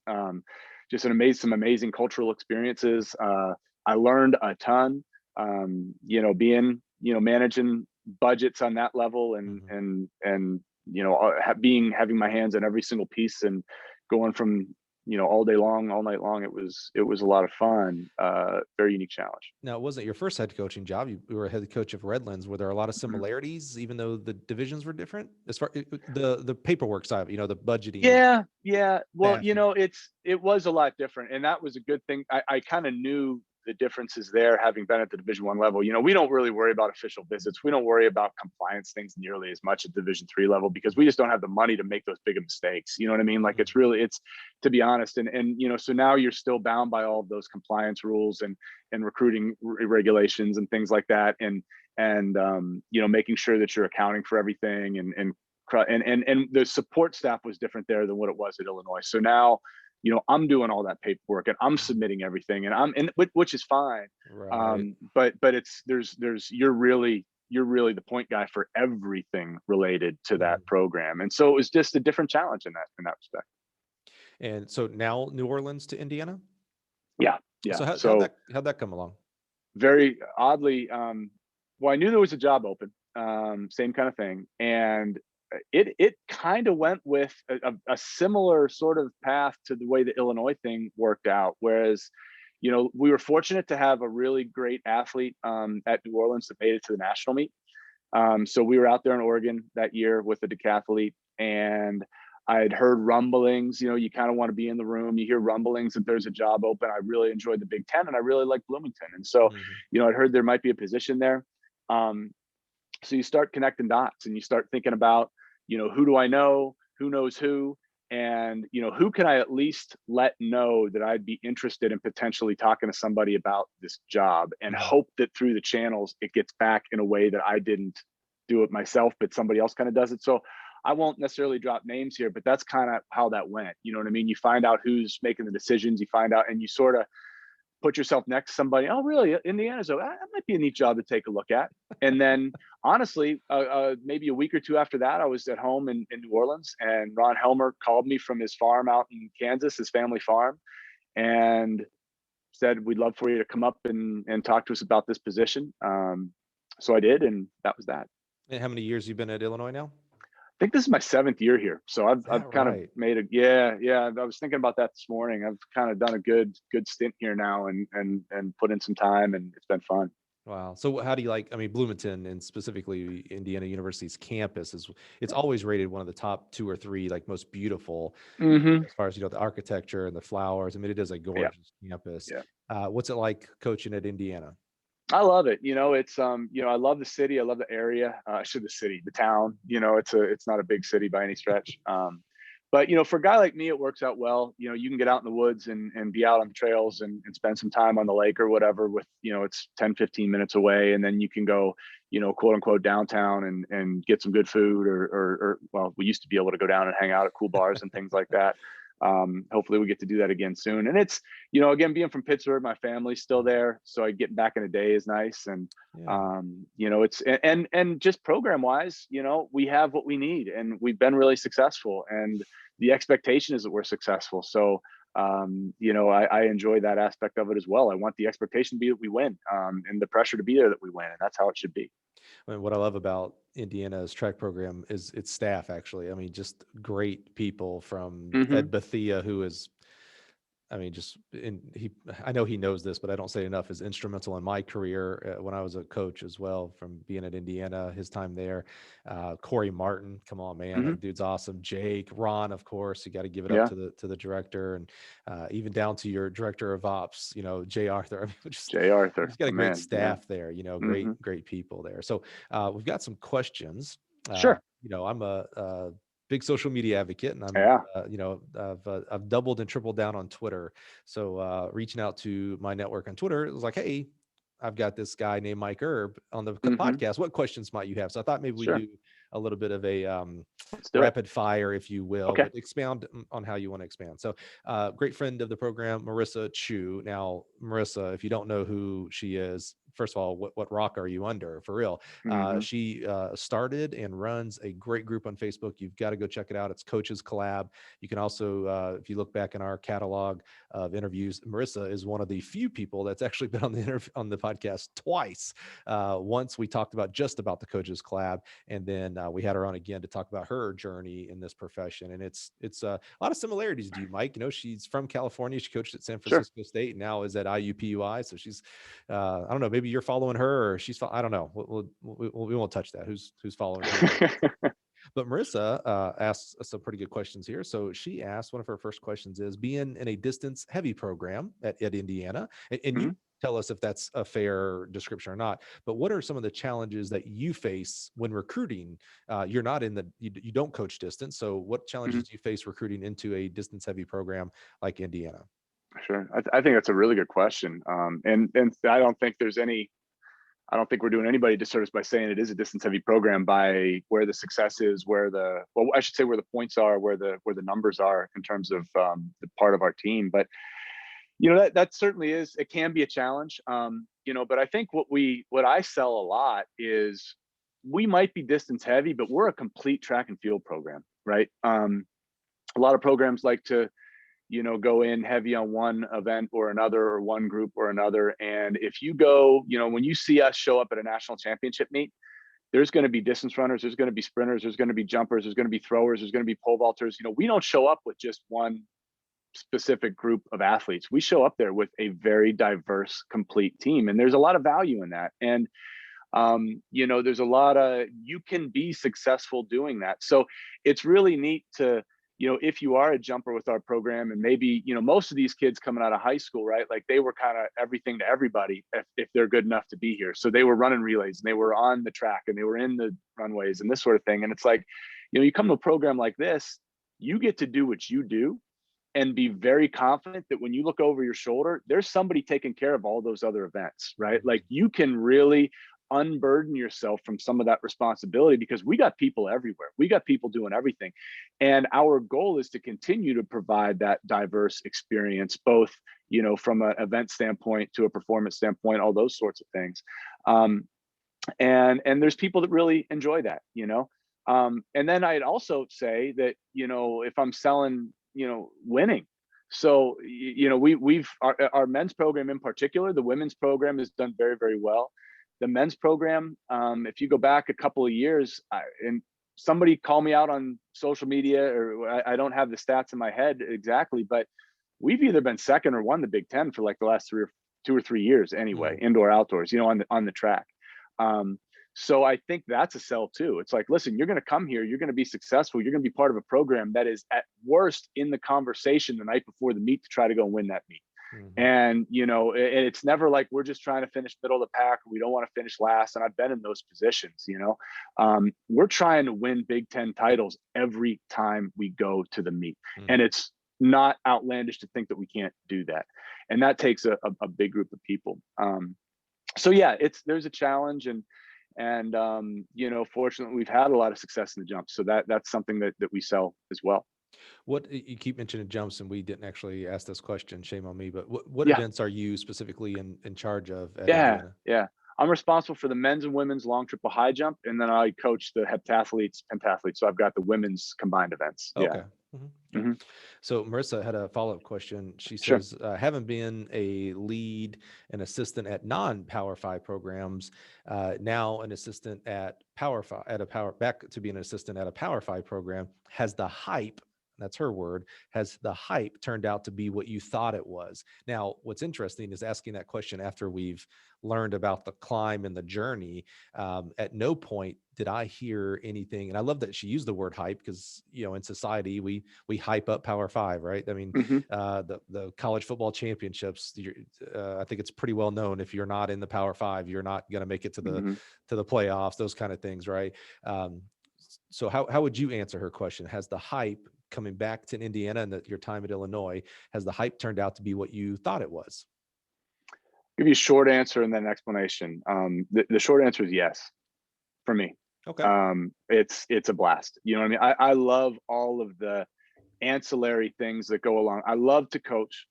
That doesn't change. I love the people that there's great people everywhere. I love to be successful. I love to help people get to where they want to go to. But I don't know if I love the being on the road. I love traveling. I love getting to be at places like Hayward Field and Drake Oval and Penn Relays and Texas. I love that stuff. And so, that's not the reason to do this by any imagination. I mean, if that's your why, that's probably a bad why, in my opinion. But all else being equal, I really enjoy those types of things because, to be fair, it is pretty equal. There's no better or worse people at any level. There's no better or worse administrators at any level. There are better and worse administrators and people at every level. Mm-hmm. So those things don't change. The goals are the same. You're trying to impact people positively. You're trying to create an environment where people can feel comfortable and be the most successful versions of themselves that they can be. Like that's all the same, man. Like that doesn't change. And that's why we do this stuff. We have the opportunity to impart these kind of things on young people and be part of their journey and their success. And that's the same all the way across. So, but yeah, I like luxuries that the bigger programs afford, if I'm being completely honest. And but that said, kind of to go back to what I talked about before, I like the big Division I programs, and I like that Division III model. I think the middle, that's a challenge that I'm not suited for. And again, that's just my personal opinion. That's just what I feel and what I've experienced, where there are people that are just amazing at taking nothing and turning it into something. And I think I'm in awe of those people, but I kind of like being on one end of the spectrum or the other. I think, having been on most of the spectrum at this point. I love how you put it earlier about, there's not a lot of difference between, say, D3 and D1, besides some resources, of course. But you Mm-hmm. said really it's the athletes' abilities that are different. Mm-hmm. And I'd probably take that a step further, that on the overall massive scale, the abilities are different, because certainly we see some, Oh, there's outliers. Yeah. individuals that are just amazing, right? I mean, Mm-hmm. like Jeremy Scott, we talked about, right? There's an Right. outlier, D3, but would win the Division I meet, right? Yeah. Yeah. But the kids are still passionate about their sport, Mm-hmm. passionate about education, showing up every day to work at a craft while also going to class and having a life and things like that. So I like how you Sure. put that earlier. Well, thanks for those questions, Marissa. I really appreciate that. Now we got another one Great. here. I'm probably not probably, I'm going to absolutely butcher, just realized his first name is Mike, so here's our triple Mike of the day. Sure. So Mike, he's on Twitter, he's Mike Zahn Spikes. That's so much easier to pronounce, but his last name seems to be, I'm gonna have you take a stab at it. I'm gonna spell it, Okay. maybe you know Mike here. Let's see. Zwijacz. Is that V? Was that a V in the beginning? Z as in zebra. Z might just be like that's a European. That sounds like a name I see in Pittsburgh a lot. With that. Oh boy. Zwijak. So you check. There's probably a check at the end of there with that AZCZ maybe, or like Zwychek or something like that. I'm gonna say Zwychek. Well, thanks for challenging us, Mike Z. Yeah. I bet he's been called Mike Z his whole life. Come on, man. Sure, we'll go with that. But Mike asked, and this is interesting because I don't do a lot of research before the. I'm sure everybody listening right now is like, well, that's pretty evident, Mike. But Mike Z asked, what event will Bailey win in the NCAA's? When NCAA's in first. So which event is Mr. or Mrs. Bailey? I don't know what event or athlete maybe. I'm going to go out on a limb and say he's talking about Bailey Hertenstein, who's a distance runner for us. And she was just runner up in the Big Ten cross country meet a couple of weeks ago that we had down the road in Shelbyville. She's a phenomenal talent. And, I can sidestep this one pretty easy because I don't have any direct impact on what she does from day to day and from a coaching perspective. But I can tell you, I've watched her do some workouts on the track that are absolutely mind blowing. So I'll leave it at that and say she's done some things that I've not seen people do before and that I've seen people that were really successful struggle with. I've seen her do some pretty crazy stuff. So it's fun to be in the shadows in the background and just kind of seeing her do amazing things. And she's going to have a tremendous amount of success at whichever event ends up being her premier one for sure. Isn't that so much fun? Like we have obviously a lot of fun and insight and personalization of our event group because we're working with those individuals, on a daily basis and from soup to nuts, the whole thing, strength training, etc. But to see other athletes and other groups, like especially special ones, which it sounds like Bailey is, of like, I'm seeing greatness before everybody else gets to see it. When I was at Mississippi State, we had Tiffany McWilliams who set the 1500 meter collegiate record during her time with us. And I obviously did not coach distance at all. I was with the jumpers and hurdlers and sprinters and stuff, but you would watch her work out. And we had another all SEC 1500 meter runner and she would blow her out. I mean, like it was like, crazy. Oh, this girl's pretty good. She's all SEC. We'll take that all day. But Tiffany is gapping her on 700 meter repeats and stuff. And you're just watching, you're like, oh, so that's what another athlete, the next rung up, if you will, how they act and perform. Yeah. Shoot. I mean, I'm just watching that group. He's Coach Helmer right now and Coach Poor. I can't not give him credit because he's as equally involved as Ron is at this point. But, I mean, shoot, Kelsey Harris just ran 202. Last weekend. And that's somebody that Bailey's working out with every day. And so again, think extrapolate what you will with those workouts look like when you've got a group of women that are capable of going like 202 to 205 and there's like 4 or 5 of them and they're just trading, finishing punches left and right all day long. It's fun to watch, man. It is neat to stand on the inside of that oval and I'm doing our thing. And it's like, did she just run that many 200s with that 30-second recovery at 30 seconds, like just clipping them off like it's no big deal? Like, are you at 50 or something now? It's really cool. I was going to say, what a great tradition Indiana has in the mid distance, the 8 miles and steeples, but that's actually unfair to say because I think, and it's not like I went to Indiana. I mean, Indiana does play very big into my coaching career, but I think I can name a super stud in every event area, from Danielle Carruthers in the hurdles to the amazing throwers that have been there, pole vaulters, sprint. I mean, literally every group has a history there. I'd love to see. I got to look this up after the show, maybe today. The school records, like the top 10 list. They're oh my gosh. So and I think I've had some success here. I think I've had some athletes that are really, really good. I mean, Eric went out and jumped almost 55 feet in a triple jump and Trayton's been a 25 high long jumper and 7.3, 7.4 in a high jump. And it's like, you might get on that top 10 list. You know what I mean? Like it's insane. Like in those jumps, the history there, the depth. I mean, you gotta be just an unbelievably special athlete to even be among the names there. I don't know if there's not an Olympian at the top of every jumps list. Yeah. You got Derek Druin, you got Eric, come on. What event? Triple jumper, long jumper. I'm so embarrassed that I see his picture on the wall every single day. And so there are, you're talking about Greg Udell in triple jump. Yes. Yeah. Greg Udell. No. Eric, he's more recent. Oh, Eric Wilson. Wilson, thank you. Yes. I don't know why I was drawing a blank there. Who coaches for Indiana here? Come on now. I know. I need again. I see his picture, his triple jump. I can see it on the wall every single day. But and yeah. So there's Olympians at the top of every single Yeah. list, and sometimes they're 2, 3 deep. You know, And it's nuts. that gives me an idea. Jeremy Warner recently posted a picture of his high school's school record board from high school, and of course he's on there for the 2 and the 4. And I was actually surprised not to see him in like the long jump or something like Yeah, that. right. An athlete that Jeremy was. I might start a Twitter challenge or a social media challenge of posting a picture of your school's record board. Be not only proud, but some of the interesting things we'll find. Like we had Lance Deal on the show. And I happened to be at Lance's alma mater a couple of years ago, Montana State, I think. I'll get him confused whether he went to Montana or Montana State, but I think he went to Montana State. But Lance Deal, Olympian, medalist, record holder, he does not own his college's hammer throw school record, which you would have thought, yeah, right? You would have thought, of course, no brainer. Yeah, he went to Montana State. Of course, he holds the hammer. No, he doesn't. He holds the discus, but he does not hold.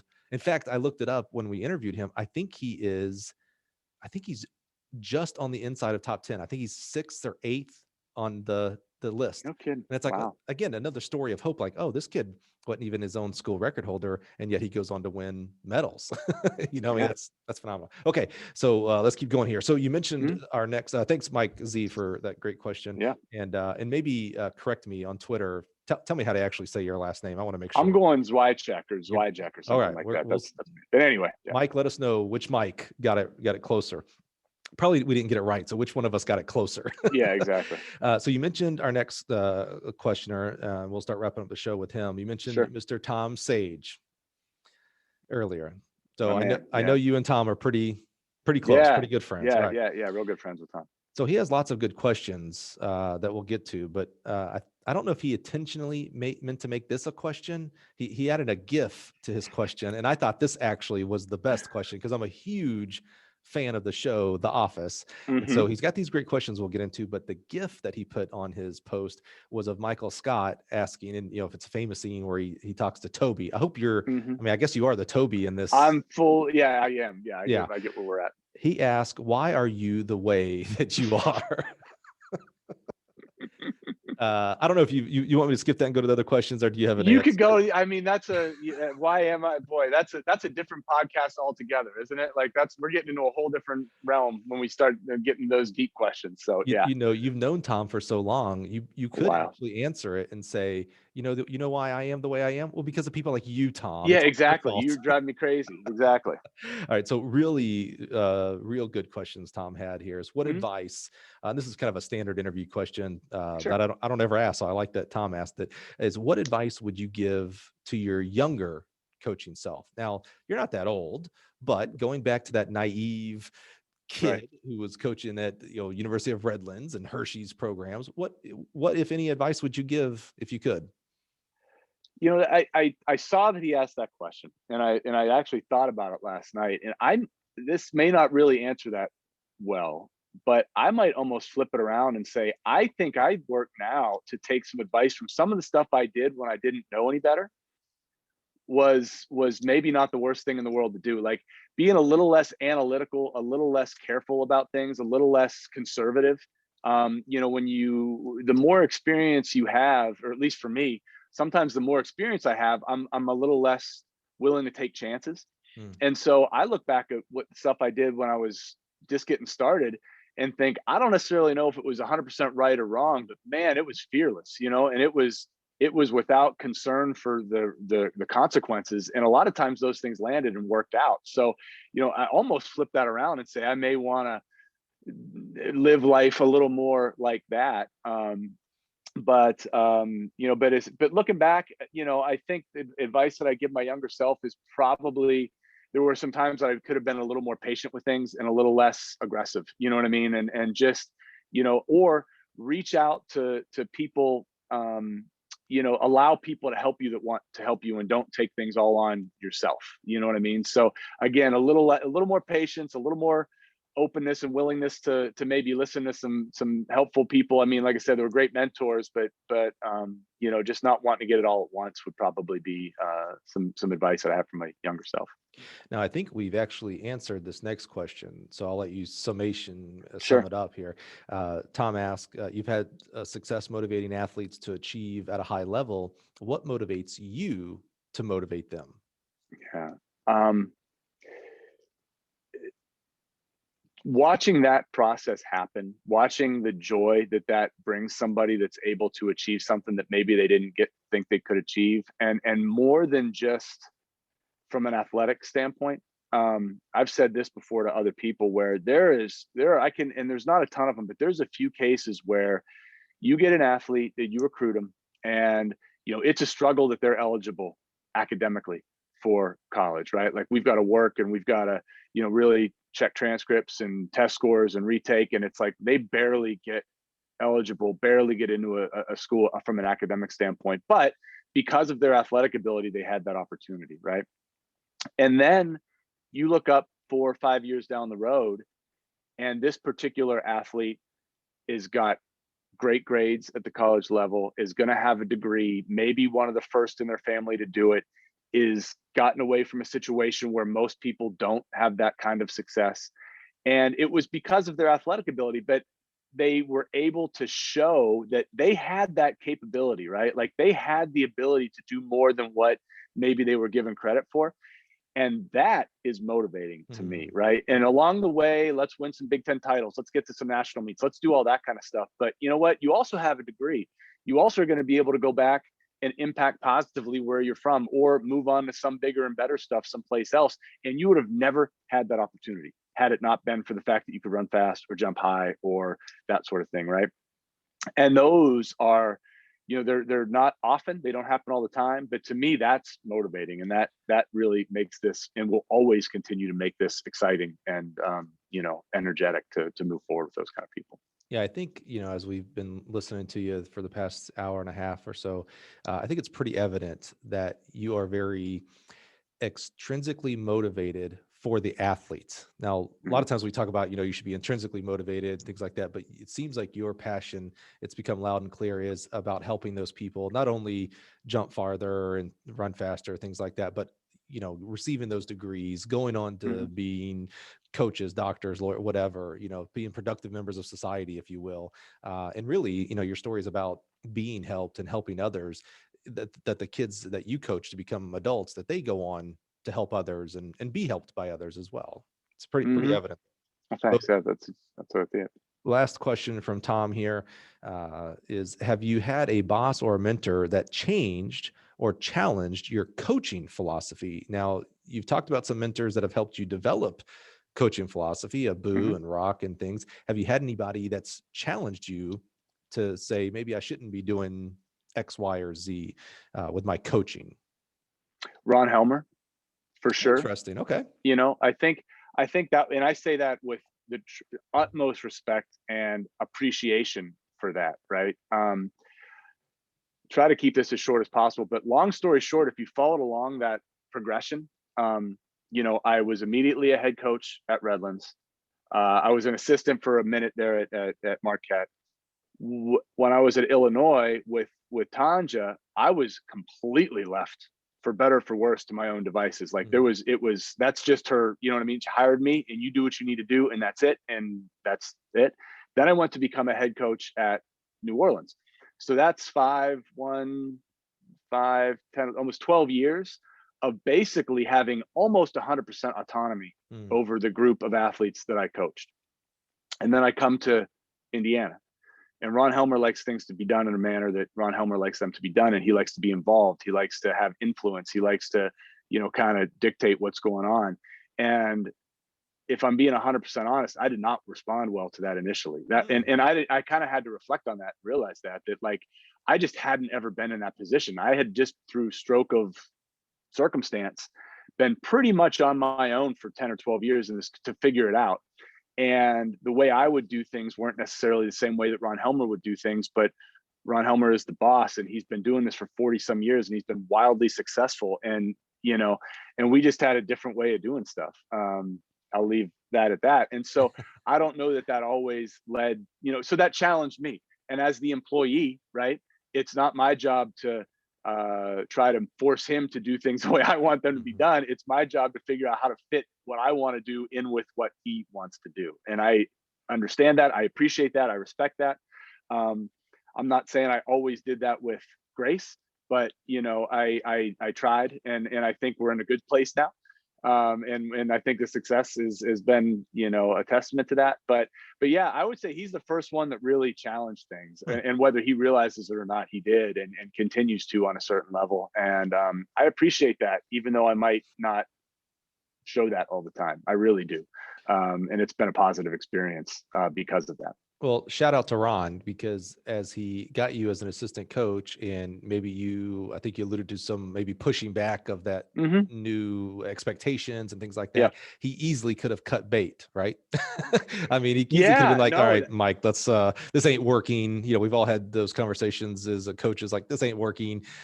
We're going to go a different direction, right? I think that's the words that Karen used from her AD, and Karen Dennis used for us at UNLV. We're going to go in a different direction. You talked about it earlier. It's another way of saying, okay, bye-bye, you're fired, right? Yeah. Yeah. But instead, Ron obviously saw something in you and continued to work and just said, hey, this is the expectations we have. And you had to be moldable, Mm-hmm. palatable, if you will, to Mm-hmm. understand, okay, I need to take insight here and Yep. grow with this. And, I think you'll look back 10, 15 years from now and be like, oh man, thank goodness, not only Ron didn't give up on me, but Yeah. B, Ron cared enough about me as a professional in the coaching world that he did teach me the X, Y's, and Z's Mm-hmm. of his style of coaching and head coaching. Yeah, he practices what he preaches. One thing, like, lesson that I've taken away from him, and I hear him say all the time, without challenge, without risk, there's no growth. And that's how we grow. If I've heard him say that's how we grow so many times, it's through difficult situations, it's through uncomfortable things, it's through failure, it's all the bad stuff, or all the things that we want to say are bad. Mm-hmm. Getting through that is how we grow. And so it's funny, talking this out loud kind of makes you think about it a little bit. And there may have been some of that to him going, listen, he probably saw me struggling with this. And maybe he sits back and says, well, I'm going to give him a minute. And if he's able to grow through that and get to a better place because of it, and who knows, maybe there was some method to that madness, and maybe he didn't, or maybe he didn't even aware that I felt this way in the first place. You know what I mean? And maybe that's just kind of part of it. But getting through those challenges and risking a little bit and growing from it, I think is really what it comes down to. And that's absolutely his philosophy. And, I've certainly taken that away from him, and it's worked out really well. That's awesome, man. Well, shout out to Ron Helmer. I mean, Yep. legend in our profession, and has done an amazing job moving over to the Big Ten, and just not only continuing the strong tradition Indiana program has had, but growing that tradition as well. Speaking of growing and challenges, and we'll wrap up here. We're over Sure. time, Mike. So I appreciate you. Yeah. No, we're good. Appreciate you giving me the overtime here. Yeah. And it reminds me because of Tom as well, but you are now part of one of my favorite podcasts, the Off Track Meeting of the Unknowing Minds, headed up by our good friend Matt Eshi. And then I'll say starring, guys like you and Mike Nelson and Tom, and I'm sure I'm going to miss people here now. John Bell and Scott John Williams. Bell, Darren Flowers, Scott Darren Williams. Flower. Yeah. How could I forget Darren, the rock star he is? Yeah. Yeah, So, he is truly. So how has it been this past year being a panelist on this podcast? You guys have done 30 something shows. You've had amazing guests from, Portia Dobson at Dartmouth, Vin Lanana, Leroy Burrell, Mike Cunningham. I mean, just superstar guests. Yeah. I don't know how you booked that last one. But what's it been like to, be on a different role with these different coaches and asking questions and learning from them? How's that affected you? Well, first, credit to Matt Eshi, who was kind of the brainchild. He's the one that does a lot of the legwork. He's the one that books these guests. He's reaching out to people and convincing them to come and sit down and spend an hour or two chatting with us. And he just does an amazing job. I'm always excited to see when that email pops up on Monday or Tuesday, who we got coming on the podcast that Wednesday night. And it's one big name after another.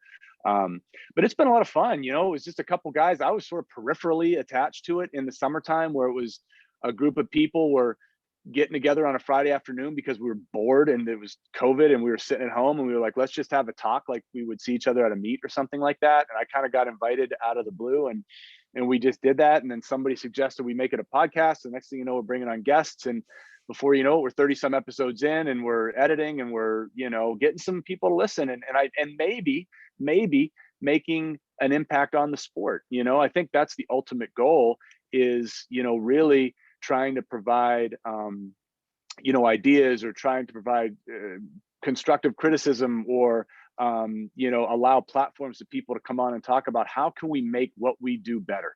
And that's, from a logistical, from a coaching standpoint, not from we're not talking about workouts. We're not talking about biomechanics. We're talking about what should a track meet look like? How do we get people to really be invested and enjoy and, want to spend time out of their life, paying attention to what we do. And so in that sense, it's been fun. You know what I mean? A good way to spend a couple of hours on a Wednesday.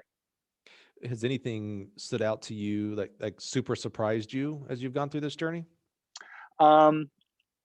Maybe the willingness of some people to come on the show. You know what I mean? Like when I saw Vinland pop up, I'm like, wow. Or Leroy Burrell. It's like, people like Leroy especially, or Carl, and and maybe I'll wrap up with this and to think about like sitting when I was 8 years old in 1984 and watching the Los Angeles Olympic Games, right? And watching Carl Lewis do what he did, and then Leroy in 88 and all these things.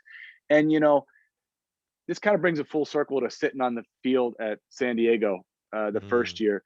All of a sudden I'm sitting at the Penn relays in the coach's box on the infield, and I'm watching USA versus the world come ripping by in the 4x1. And on my right, it's Carl Lewis, you know what I mean? And we're all of a sudden, we're doing the same thing. And this is a guy who, I don't have to tell you what Carl Lewis did, right? But, you idolize that guy as a kid when you're coming up and thinking that that's something.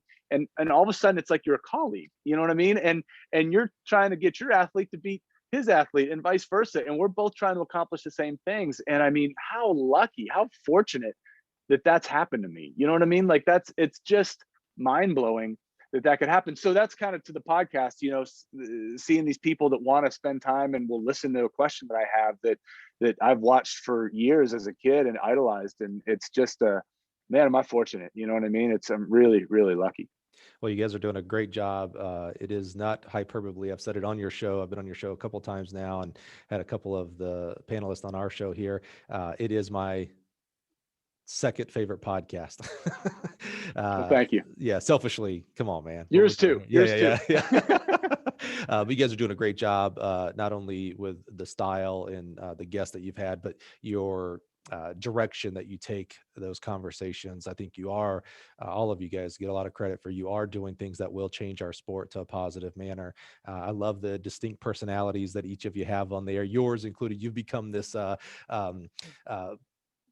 pipe robe bookworm persona there, which is funny because no one can see you today. Yeah, I gave you a different angle today. So that was, I didn't want to, try to create different personas here, but yeah. I'm not gonna lie, I was disappointed that we didn't get to see the quote unquote famed bookshelf. There I'll give you the window there. It's still here. But we just got to peel the curtain and see behind the curtain right there. That's awesome. But you do an amazing job there. I do highly encourage you, if you enjoy our podcast, I'm pretty sure you will absolutely enjoy the Off Track Meeting of the Unknowing Minds podcast. They publish on Sunday nights each week. And again, just amazing guests, amazing discussions. Please go check them out.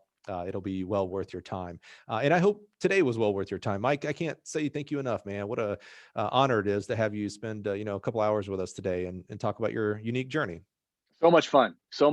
I love that I appreciate so much that you had me here. And, it's just a pleasure to be able to sit down. I haven't really gone through it all at once like that before. So that was kind of neat. Well, it's great to hear, the uniqueness of your journey. And honestly, there's themes usually come out of each one of these interviews. And several of them, I think, came out of your journey, and hope is one of those. Like, I love that story. Go back and re-listen to that story of how he got the University of Illinois job. It is not all, you do not have to be the most well-connected person in the world. However, I think the lesson there is you have to be someone who will put in the work, and maybe as importantly, willing to put yourself out there.